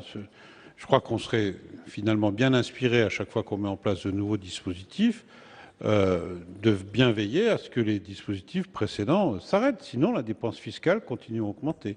Donc l'avis est défavorable sur ces 2 amendements. Merci. Monsieur Dallier, vous retirez le premier, le 143 ? Je retire effectivement le premier et je maintiens le second. On a changé de géographie prioritaire, monsieur le ministre. Donc les premiers projets en rue, certains se terminent seulement. Et certains se termineront seulement l'année prochaine. Donc il ne s'agit que de faire vivre encore une année, si j'osais dire, monsieur le bourreau, s'il vous plaît, encore une année, pour que... C'est vrai, monsieur le ministre, que ça a déjà été prolongé, mais je le redis, en matière d'immobilier, la crise est venue changer la donne depuis 2 ans, et il y a un certain nombre d'opérations qui sont tout simplement plantées, excusez-moi du terme. Donc peut-être que la conjoncture s'améliorera un peu en matière d'immobilier. En tous les cas, c'est ce qu'on nous dit. Nous aurions l'occasion de faire sortir des opérations qui étaient prévues initialement. Donc elles n'ont pas coûté. Elles coûteront peut-être de manière un peu différée. C'est tout ce que je demande au travers de cet amendement. Merci. Alors, je mets donc aux voix... Pardon, monsieur le ministre. On peut en faire une affaire d'État, monsieur le sénateur, mais quand même, il faut être raisonnable. Il faut savoir que les permis de construire qui sont déposés donnent lieu à l'application du taux réduit de TVA. Quand les permis de construire ont été déposés, écoutez, on a prolongé d'1 an, on va reprolonger d'1 an. Je crois que ce n'est pas non plus de bonne pratique que de systématiquement donner des délais quand on a des opérations qui traînent. Alors elles peuvent traîner parfois pour des raisons diverses, je vous le concède. Enfin, à chaque fois, on rallonge, on rallonge, on rallonge. Quand l'opération a été déposée, quand le permis est déposé, c'est ça le fait générateur. Donc je pense qu'en ayant prolongé d'1 an l'année dernière, on a quand même déjà été suffisamment loin. Enfin, bon, après... Le Sénat fera ce qu'il voudra, mais voilà pourquoi le gouvernement est défavorable à cet amendement. Merci. Je mets donc aux voix l'amendement 144 avec un avis de sagesse de la commission et un avis défavorable du gouvernement. Qui est pour ?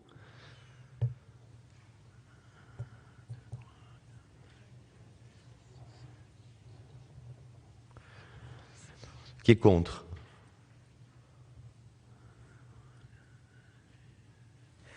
Il est adopté.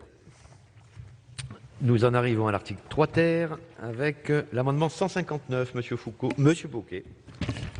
Bien, Monsieur le Président, Monsieur le Ministre, chers collègues, pour une fois, et Monsieur le Ministre nous en sera peut-être reconnaissant, nous allons manifester notre accord avec le gouvernement en proposant, par le biais de cet amendement, la suppression pure et simple de cet article 3 ter, adopté par l'Assemblée nationale sur la base d'un amendement parlementaire, notamment soutenu par notre collègue député maire de Sarcelles. Il faut dire que la lecture des dispositions qu'il contient ne manque pas de surprendre. Voici en effet que l'on nous explique crûment que la mixité sociale ne peut se traduire que dans le cadre du circuit de financement du logement et qu'elle va de pair avec le mode de financement et le montant de loyer associé aux opérations de construction immobilière qui peuvent se mener. L'article dispose donc que l'on pourra, dans les faits, se dispenser dans les quartiers dits prioritaires de la politique de la ville de réaliser quelques logements sociaux dans le cadre d'un programme immobilier donné, au seul motif que le parc locatif local sera déjà pourvu d'une majorité de logements dits sociaux. On pourra donc construire au vu et au su des habitants des quartiers populaires qui, pour un certain nombre, ne vivent que de minima sociaux, de superbes logements dits intermédiaires qu'ils ne pourront de toute manière jamais occuper eux-mêmes, attendu qu'ils n'auront pas les moyens d'y accéder. Quant aux investisseurs, c'est-à-dire des opérateurs comme la Société nationale immobilière, qui semble, sous la direction de M. André Hichet, avoir quelques velléités de jouer un rôle majeur dans les politiques de logement des années à venir, où des gens pourront se laisser prendre parfois par le dispositif Pinel, ils n'auront évidemment qu'à espérer que des Golden Boys de l'industrie financière aient la folle idée de venir habiter à La Courneuve, Sarcelles ou Vaux-en-Velin, en lieu et place des quartiers branchés d'autres villes plus prestigieuses, entre guillemets. D'ici cependant à ce que Georges Braque, les Flanades ou la Grapinière deviennent trop, il risque de couler encore beaucoup d'eau.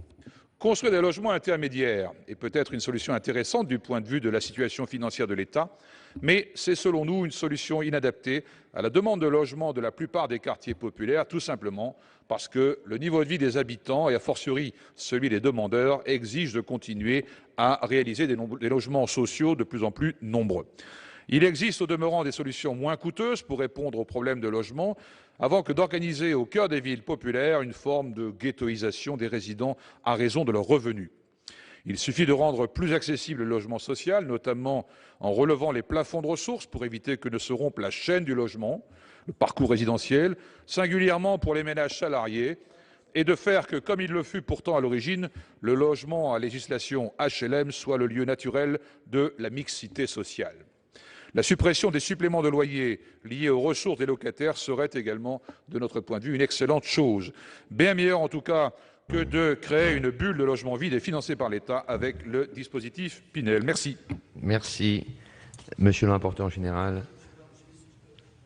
On peut certes s'interroger sur la compatibilité avec le droit communautaire de l'article 3 ter qui a été introduit à l'Assemblée nationale. Bon, néanmoins, la Commission a été sensible à l'objectif de mixité sociale.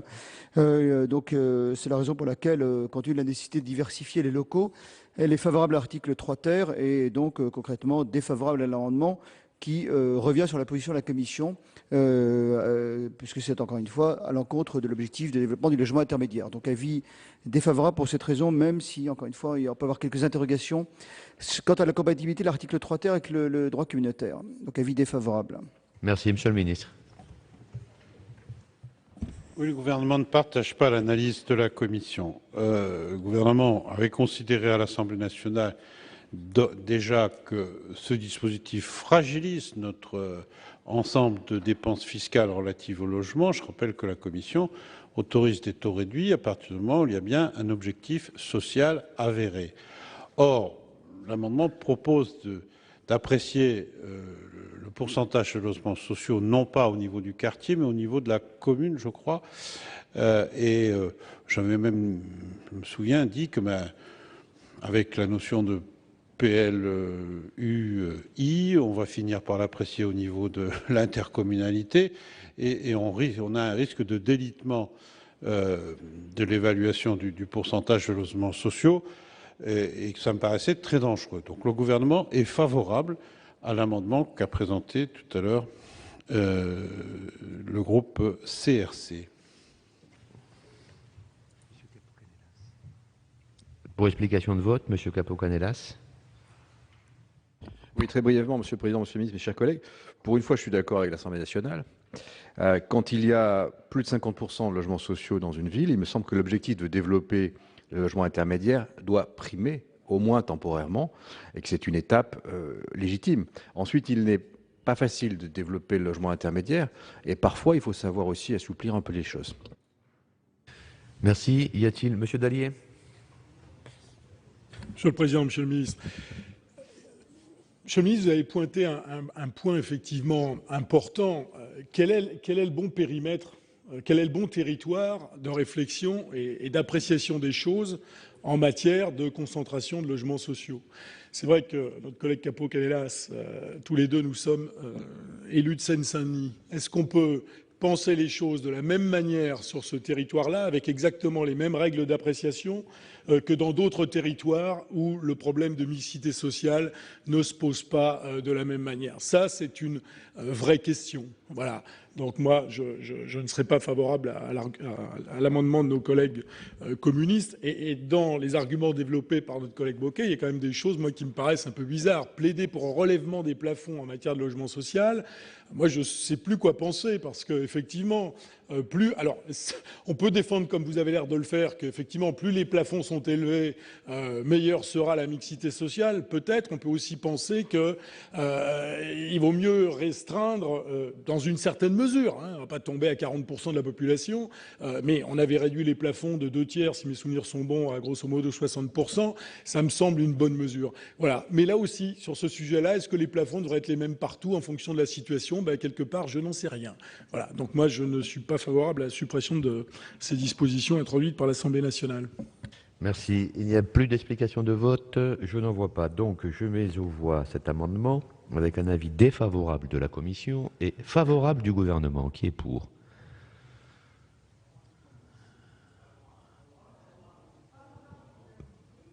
J'ai bien compris, Monsieur le ministre, que vous étiez favorable à cet amendement. Donc, je répète, je mets aux voix cet amendement avec un avis défavorable de la Commission et favorable du gouvernement. Qui est contre? Bien, il n'est pas adopté. Et donc, nous passons à l'amendement 90 rectifié. Monsieur Dallier, c'est vous qui le présentez? Je suis pris au dépourvu, Monsieur le Président. Non, ça n'arrive jamais. Si la preuve, ça peut arriver. Donc, c'est encore une affaire de taux de TVA réduit. J'en suis désolé. Je vous renvoie à l'objet. Je le défends, mais il est défendu. Il est défendu, Monsieur le rapporteur général. C'est finalement le contraire, ça va dans le sens contraire de l'amendement défendu à l'instant par notre collègue Bocquet, puisque là, concrètement, ça va dans le sens de plus de mixité sociale. Donc on comprend tout à fait la philosophie de l'amendement qui va, encore une fois, dans ce sens souhaité par la Commission, une plus grande mixité sociale, mais ça conduit quand même à s'interroger néanmoins sur la compatibilité d'un régime qui est déjà, nous semble-t-il, dérogatoire, le régime introduit par l'article 3 ter, avec le droit à la directive communautaire. Donc voilà, on souhaiterait pour le coup entendre l'avis du gouvernement, mais j'imagine qu'on le perçoit déjà donc, par rapport à la compatibilité du droit communautaire. Monsieur le ministre. On peut y aller, hein, c'est open bar, alors on y va. La dépense fiscale... Non, mais évidemment, mais moi je vais regarder dans l'article d'équilibre à combien vous avez diminué les recettes. Je tiens le compteur depuis le début, je vous ai prévenu. Le logement intermédiaire, vous dites, on peine à le développer, le logement intermédiaire, mais Monsieur Hichet, vous y faisiez référence, il y travaille. Et vous savez qu'il y a quand même un certain nombre d'avantages sur le logement intermédiaire. Un taux réduit à 10%, une exonération de taxes foncières, je vous rappelle quand même, hein, c'est cerise sur le gâteau. On peut toujours dire qu'il faut encourager les choses en faisant de la dépense fiscale. Là, en plus, je ne comprends pas très bien. Vous allez encore plus loin, je crois, que l'article... moi, j'ai dit qu'on s'éloignait de la compatibilité par rapport au règlement communautaire, mais bon, pourquoi pas, hein. Après, on payera du contentieux, puis on ira rembourser. Mais moi, je suis vraiment défavorable à cet amendement. Bien. Monsieur le rapporteur général, après ces explications du gouvernement. Compte tenu des explications des ministres sur la compatibilité avec le droit communautaire, c'est plutôt de ne pas fragiliser notre position, donc c'est plutôt un avis très réservé, si vous comprenez. Monsieur Dallier, vous le retirez ou vous le maintenez? J'ai repris mes esprits, Monsieur le Président, donc dans l'explication de vote, j'en dirai un peu plus. Effectivement, là, il s'agit de changer un peu les règles du jeu pour favoriser le logement intermédiaire et de faire sauter la contrainte de construction de 25% de logements sociaux Jusqu'à présent, dans les dispositions existantes, ça n'était possible que dans les villes qui avaient plus de 50% de logements locatifs sociaux, et l'amendement vise à réduire ce taux de 50% à 35%. Donc voilà l'objet de cet amendement, et je vais le maintenir. Alors, j'ai des demandes d'explication de vote. Monsieur Marc. Merci, Monsieur le Président. Oui, bien entendu, nous allons nous opposer à cet amendement pour une raison simple. Outre les arguments qu'a développé Monsieur le Ministre à l'instant, c'est qu'on est là dans un sujet qui exige la recherche d'un équilibre et non pas la remise en cause permanente des conditions dans lesquelles les programmations peuvent se faire. En l'occurrence, un équilibre a été trouvé et le seuil de 50% a été annoncé, il est connu. Je crains que relâcher en quelque sorte les choses en descendant à 35%, à la fois ne mette en difficulté un certain nombre d'opérateurs en ce qui concerne la programmation, mais au surplus on a aussi quelque chose qui ne va pas dans le sens de favoriser le logement social. Si je considère l'affaire d'un point de vue très général, le seuil de 50% a été fixé en se fondant sur un certain nombre d'analyses de terrain concrètes et je pense qu'on est en mesure de mettre en application ce taux de 50% tel qu'il a été prévu. Donc bien entendu, nous nous opposerons à l'amendement tel qu'il est présenté là. Man. Je voudrais, autant je suis favorable au logement intermédiaire, autant je pense qu'il ne faut pas se raconter d'histoire et il ne faut pas transformer le logement intermédiaire en déstabilisant l'ensemble. Pourquoi ? Bruxelles explique, bon, on est d'accord, on n'est pas d'accord sur ces règles, mais qu'il y a des aides publiques, soit quand c'est un SIEG, à condition d'ailleurs que les activités, il peut y avoir des activités qui ne sont pas pur sucre, SIEG, à condition que ce soit des activités annexes, c'est-à-dire qu'elles ne dépassent pas un certain seuil. Et par ailleurs, la proportionnalité de l'aide doit être liée à la fonction sociale de l'aide.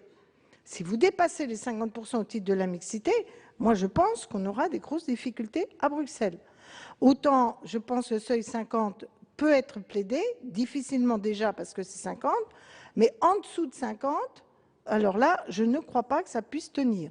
Donc je me permets de dire que vu l'état du besoin en logement intermédiaire, ce dispositif a besoin d'être consolidé. Et comme le disait notre collègue Marc, ne bougeons pas trop les équilibres parce que, in fine, ça va encore retarder le passage à l'acte et on a justement besoin qu'il ait lieu maintenant et on fera d'ici quelques années un bilan sur l'opportunité de modifier les règles si besoin. Boccanelas. Merci, Monsieur le Président. Oui, je pense que dans l'absolu, la cible des 35% se comprend. Mais l'Assemblée nationale ayant voté 50 et ayant entendu l'argumentaire tant du ministre que du rapporteur général qui essayait de nous inciter à la prudence et qui disait que même les 50 pouvaient finalement relever d'un certain nombre de fragilités, moi j'aurais tendance à rester sur ce niveau-là pour le moment pour une raison d'efficacité politique et juridique. Voilà, même si je comprends le sens de l'amendement qu'a donné l'auteur, je ne le voterai pas. Et il n'y a plus d'explication de vote, je n'en vois pas. Donc je mets aux voix cet amendement avec un avis réservé de la Commission et défavorable du gouvernement. Qui est pour? Qui est contre? Qui s'abstient? Il n'est pas adopté. Et je mets aux voix donc l'article 3 ter. Qui est pour l'article 3 ter? Qui est contre? Qui s'abstient? Il est adopté. Après l'article 3 ter, nous avons un amendement 240 rectifié. Monsieur Roquet, vous avez la parole. Merci, Monsieur le Président, Monsieur le Ministre, mes chers collègues.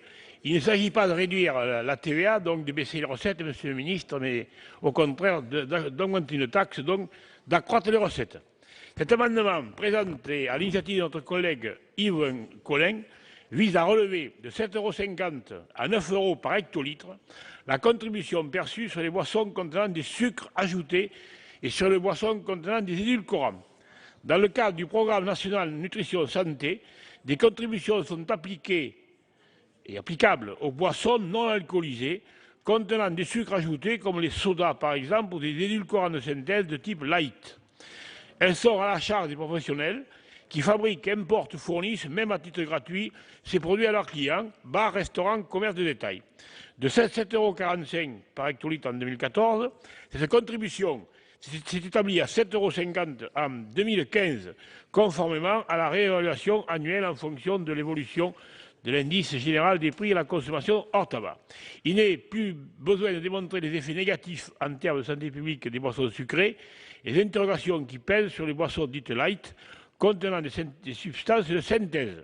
La consommation répétée de ces produits joue un rôle majeur dans l'augmentation du taux d'obésité en France, des affections qui en résultent, notamment le diabète de type 2 ou les maladies cardiovasculaires. C'est pourquoi il est proposé de porter la contribution sur ces boissons à 9 € par hectolitre, soit une hausse de 20%, afin de freiner, voire dissuader, la consommation de tels produits. Merci, monsieur le rapporteur général. Merci, monsieur le Président, monsieur le ministre, chers collègues. Je crois que cet amendement avait déjà été présenté l'année dernière. Il y a 3 raisons pour lesquelles la Commission vous en demande le retrait. La première raison, c'est que l'impact d'une augmentation de 7,50 € à 9 € par hectolitre, l'impact n'est pas mesurable. Pourquoi? Parce que quand on regarde tout simplement combien ça représenterait par canette de 25 centilitres moins d'1 centime d'augmentation. Donc c'est même pas quantifiable au centime. Donc on n'est pas certain qu'avec 1 centime ou moins d'1 centime d'augmentation, il y a un impact en termes de quantité de santé publique. Je ne sais pas quelle serait la réaction des consommateurs. Est-ce que ça aura un effet dissuasif? On peut en douter dès lors que le prix, la répercussion de prix est inférieure à 1 centime par canette. La deuxième raison, c'est qu'on peut avoir plein d'amendements sur la fiscalité comportementale, sur les huiles hydrogénées, on peut partager ces objectifs, sur les canettes, sur les boissons sucrées, sur plein de choses. Bon, mais concrètement, la fiscalité comportementale doit s'apprécier dans un ensemble et pas par quelques taxes comme ça, sectorielles, au coup par coup. Et la troisième raison, c'est plus une raison de fond, c'est que par principe, la Commission est assez opposée à la création de nouvelles taxes ou à l'augmentation des nouvelles taxes. Donc c'est 3 raisons qui conduisent à demander le retrait de l'amendement. Merci.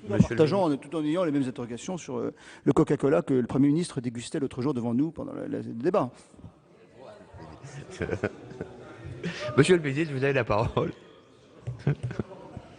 Oui, le gouvernement, je le rappelle parce que je l'ai peu fait depuis le début de nos travaux, que nous souhaitons plus diminuer les dépenses qu'augmenter les recettes. Et nous interdisons de nouvelles taxes ou des augmentations de taxes. Non mais la CSPE, on n'en a pas discuté encore, monsieur le rapporteur général, on discutera l'année à la fin, enfin dans 3 semaines dans le PLFR.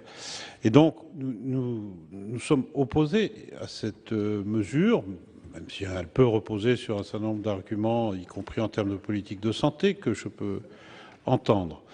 Voilà. Pas de dépenses nouvelles, réduction des dépenses, pas de dépenses fiscales nouvelles. On vient d'en adopter, vous venez d'en adopter quelques-unes, mais pas non plus de mesures de recettes supplémentaires en augmentant des taxes existantes. Donc le gouvernement est défavorable. Merci. Monsieur Ruquier, il est maintenu? Il est maintenu. Alors, explication de vote. Monsieur Young.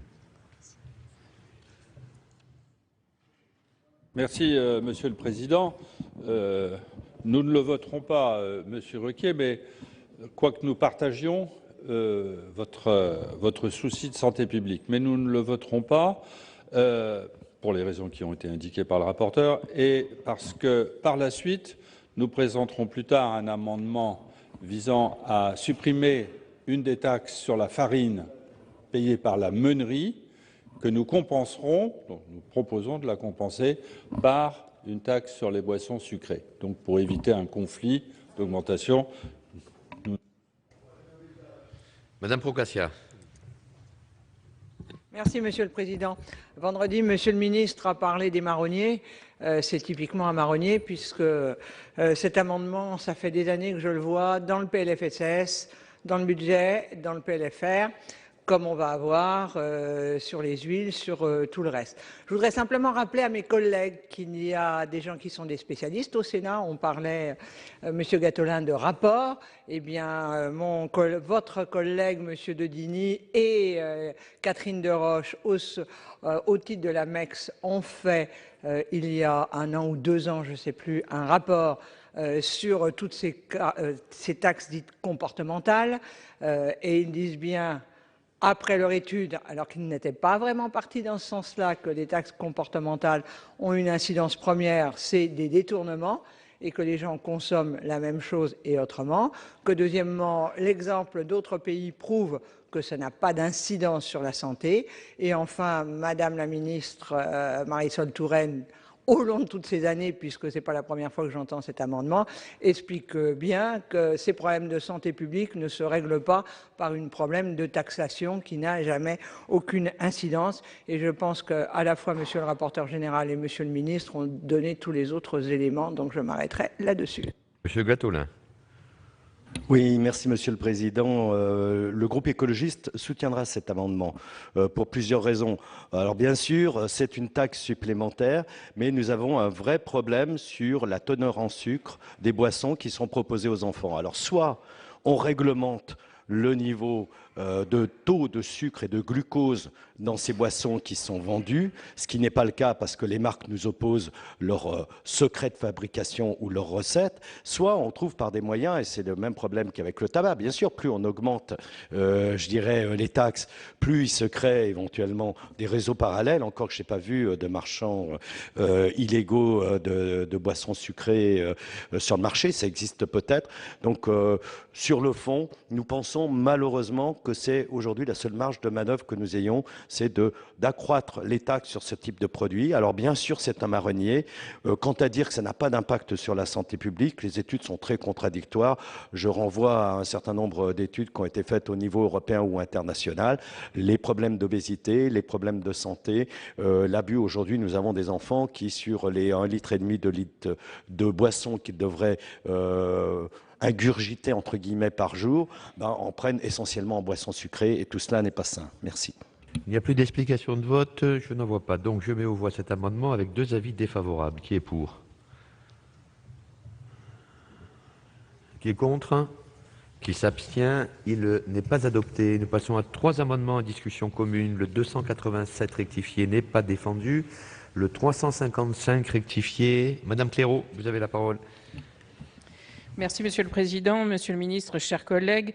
La lutte contre le développement du marché parallèle des produits du tabac doit constituer une priorité de l'action politique en France où ce phénomène explose littéralement depuis plusieurs années, puisque selon une étude réalisée, une cigarette fumée en France sur 4 n'est désormais plus achetée au sein du réseau légal des buralistes français.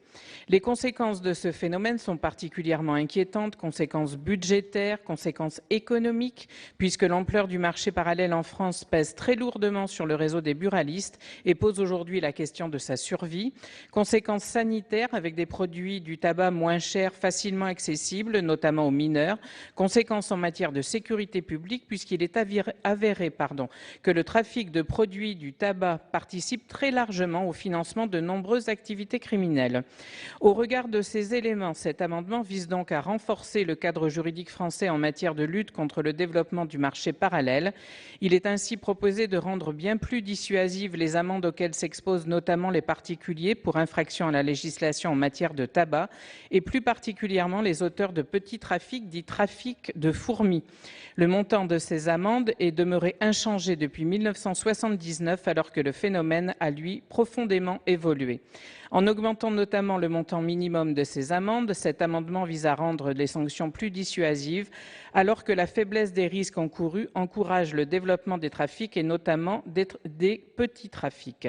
Cette mesure ne suffira évidemment pas à elle seule à mettre fin au marché parallèle des produits du tabac en France, mais elle constitue un nouveau pas vers une lutte accrue contre ce phénomène, comme le réclame notamment l'ensemble des 26 000 buralistes français.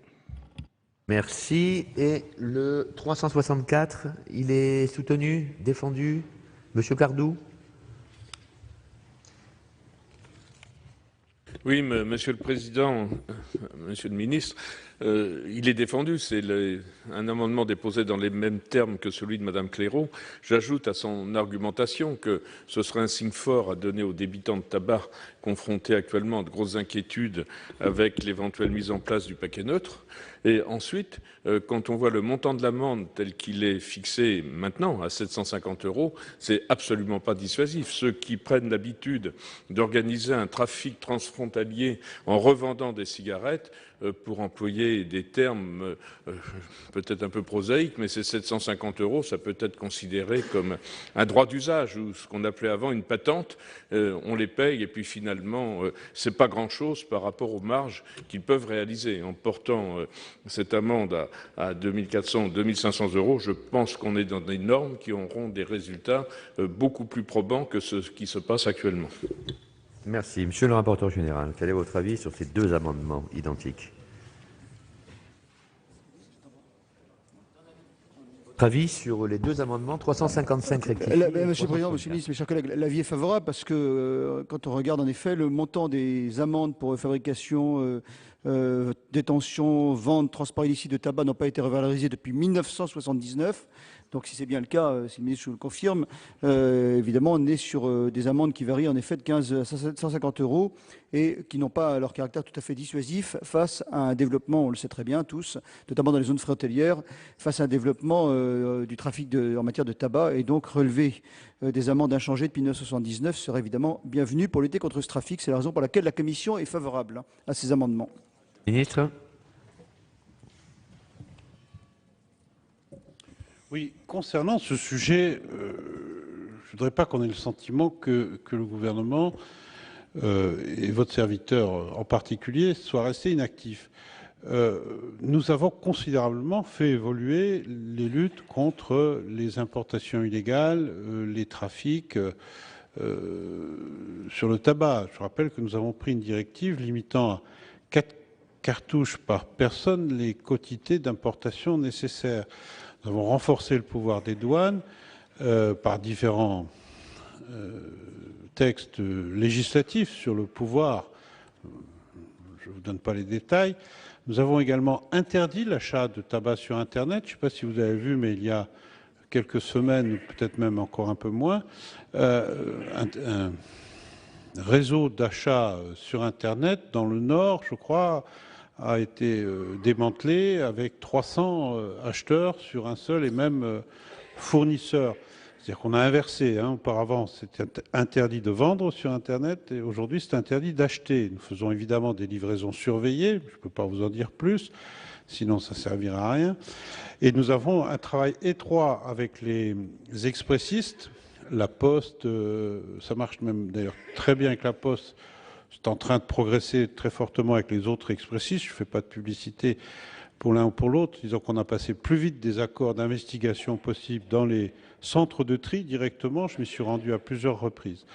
Donc voilà, une fois que j'ai dit ça, les enquêtes disent 1 sur 4, 25% de contrebande. Je serais peut-être un tout petit peu plus mesuré. En tout cas, il y en a beaucoup. On peut se le dire. Après, quant à dire que c'est véritablement 25% ou 27%, comme le dit, je crois, une étude qui est réalisée tous les ans, soyons peut-être un tout petit peu plus mesurés. Mais enfin, il y en a beaucoup, il y en a trop. On en est d'accord. Pour toutes ces raisons, je sais qu'on aura peut-être d'autres sujets à évoquer. Nous sommes pour le maintien des réseaux de distribution des buralistes. Pour et à 100% et à 200% pour toutes les raisons du monde. D'abord, c'est une question aussi d'aménagement du territoire, mais c'est aussi une question de recettes, de recouvrement, vous l'avez dit. Donc, nous trouvons tous les moyens de dialogue et de discussion avec eux. Je les vois régulièrement. Je peux dire que je donne comme consigne à la Française des Jeux, là aussi, de maintenir le réseau privilégié en lien avec les buralistes, parce que tabac, jeux font souvent un complément, je ne sais même plus d'ailleurs qui vient compléter les revenus de l'autre secteur, mais là aussi nous nous attachons par beaucoup de moyens à maintenir et soutenir la filière. Nous avons un contrat d'avenir avec les buralistes qui est en œuvre et qui permet d'apporter des soutiens financiers divers et variés sur la mise en sécurité, sur le départ en retraite, sur la revente des fonds, sur les buralistes frontaliers.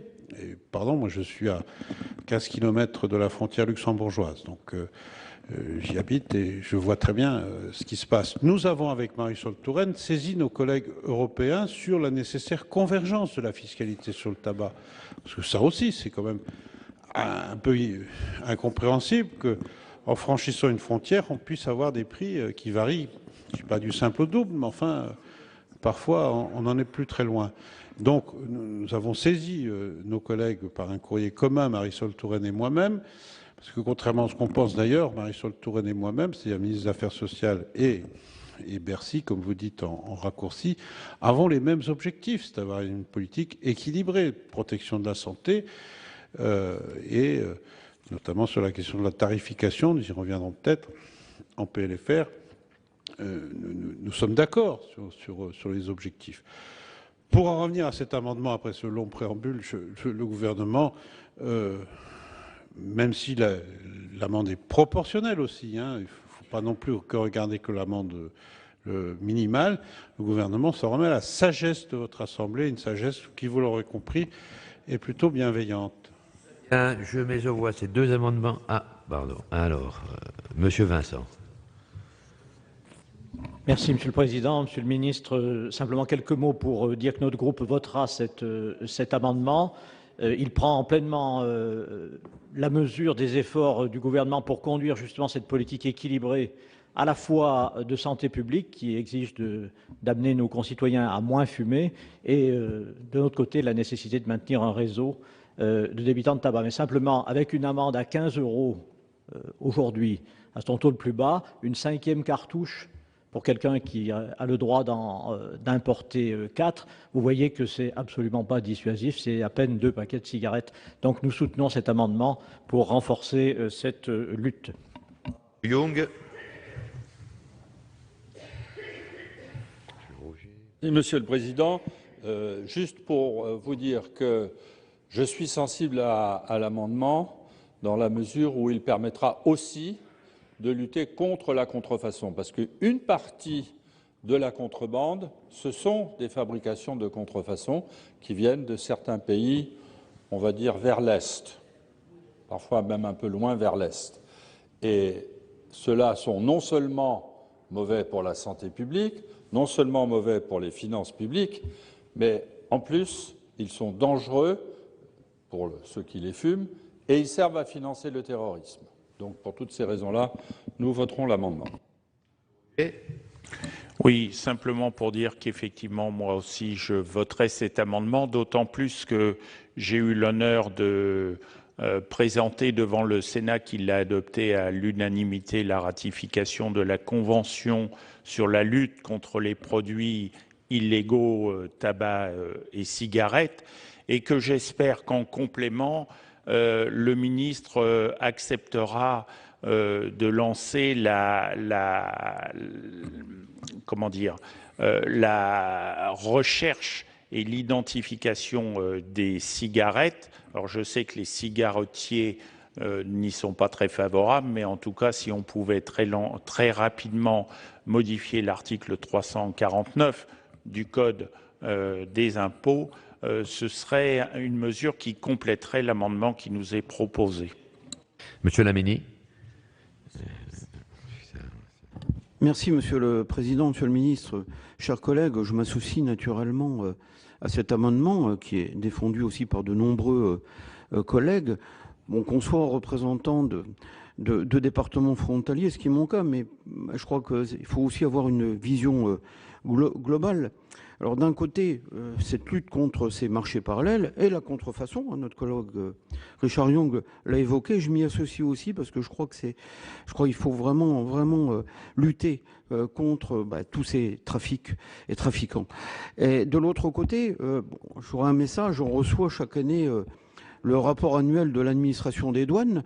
Là aussi, c'est souvent un travail qui n'est pas toujours connu ou reconnu, mais pour les rencontrer aussi régulièrement, ils font aussi un travail remarquable, certes travail de l'ombre, mais dans lequel c'est aussi, je dirais, pour lutter un petit peu contre tous ces trafiquants qui malheureusement utilisent toujours des moyens de plus en plus perfectionnés, et pour lesquels ça demande aussi beaucoup de travail et de dévouement de la part de l'ensemble des serviteurs de l'État. Et de l'autre côté, le réseau des buralistes, hein, qui mérite aussi d'être soutenu. Je crois qu'il y a aussi un consensus, une unanimité aussi pour défendre leur métier, parce qu'ils font aussi avec beaucoup de passion.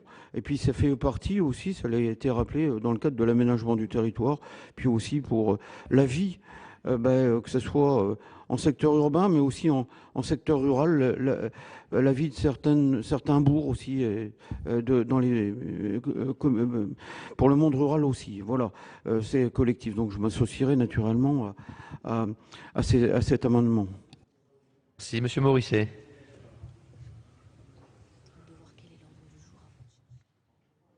Merci, Monsieur le Président. Je m'associerai également à cet amendement qui nous permet de rappeler un petit peu la situation des buralistes dans notre monde rural. Et Monsieur le Ministre, comme vous, je suis d'accord, et j'ai bien aimé que vous ayez dit que vous mainteniez le réseau de proximité de nos buralistes. C'est une priorité. Vous avez également indiqué que vous essayez de trouver une convergence de la fiscalité du tabac au niveau européen. Mais ce qui serait bien, Monsieur le Ministre, aussi, ce ne serait pas de surtransposer les directives européennes, et je songe tout particulièrement au paquet neutre pour les buralistes. Si, il n'y a plus d'explication de vote. Donc je mets aux voix ces deux amendements avec un avis favorable de la Commission et de sagesse bienveillante du gouvernement. Qui est pour? Qui est contre? Qui s'abstient? Ils sont adoptés. Nous passons à l'article 4. Avec un amendement 160. Monsieur Foucault, Monsieur Bocquet. Monsieur Foucault. Oui, merci Monsieur le Président. Monsieur le Ministre, avec cet amendement, nous pensons qu'il n'est pas souhaitable, je dirais encore une fois, de mettre à contribution les collectivités locales ou alors la sécurité sociale pour aider les PME qui seraient inquiétées des effets de seuil sociaux notamment. Il est donc préférable, et cela de notre avis, comme nous le proposons, de relever sensiblement le plafond d'imposition à taux réduit des PME, dispositif, nous pensons, plus que pertinent. En contrepartie, nous proposons le relèvement du taux d'imposition des plus-values des entreprises. Alors, pour celles et ceux qui se poseraient des questions, la mesure dont nous proposons la modification concerne aujourd'hui 67 000 entreprises et coûte 2,64 milliards d'euros. C'est vrai, mais je dirais que rien à voir avec le crédit impôt recherche dont le coût frise aujourd'hui les 5,6 milliards d'euros et qui concerne qu'un peu plus de 20 000 entreprises. Merci, Monsieur le rapporteur général.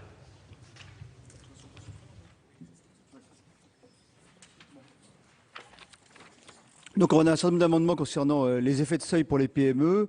Et cet amendement que vient de défendre à l'instant notre collègue propose une nouvelle rédaction de l'article 4 en supprimant ces aménagements des effets de seuil et en augmentant concrètement le taux d'imposition. Donc c'est un amendement évidemment auquel on est défavorable, puisque ça supprime un aménagement qui, il faut le dire, est bienvenu pour les PME.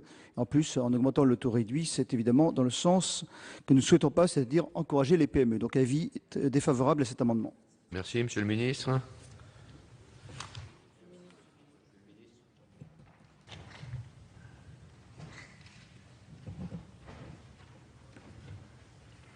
C'est un moment d'hésitation parce que je viens d'apprendre qu'un de nos douaniers a été tué dans une affaire, puisque nous venons de parler des douaniers, dans une affaire de contrôle de trafic d'armes, justement. Je n'ai pas eu le temps de prendre connaissance de l'ensemble de l'information. D'où cette petite hésitation. Sur l'amendement, Monsieur le Sénateur, vous proposez de remonter le plafond jusqu'où on a assujetti à l'impôt minimal au taux de 15% d'IS, mais vous proposez de le passer à 20, ce qui veut dire que vous allez faire un certain nombre de perdants, notamment les plus petits, Ceux qui étaient en dessous du plafond et qui bénéficiaient du taux de 15 vont immanquablement multiplier leur IS par 4, puisqu'en passant de 15 à 20. Donc le gouvernement ne peut pas être favorable à cet amendement qui est défavorable aux plus petites de nos entreprises. Après, il y aurait beaucoup à dire sur le deuxième volet de votre amendement sur la niche Copé. Mais avec un taux de quote-part de frais et charges de 12%, nous sommes déjà dans les régimes les moins favorables de l'Union européenne. Et donc, le gouvernement ne souhaite pas à ce stade y revenir, au moins pas en tout cas sous cette forme, même si nous allons certainement lancer un travail sur ce sujet. Donc, avis défavorable. Voilà, vous avez donc pu suivre une partie de la suite de l'examen du projet de loi de finances pour 2016. Les sénateurs ont examiné ce matin l'article 15. Alors l'article 15, c'est celui qui retranscrit la fameuse réforme de l'aide juridictionnelle. Vous pouvez revoir bien sûr ce programme sur notre site internet publicsénat.fr.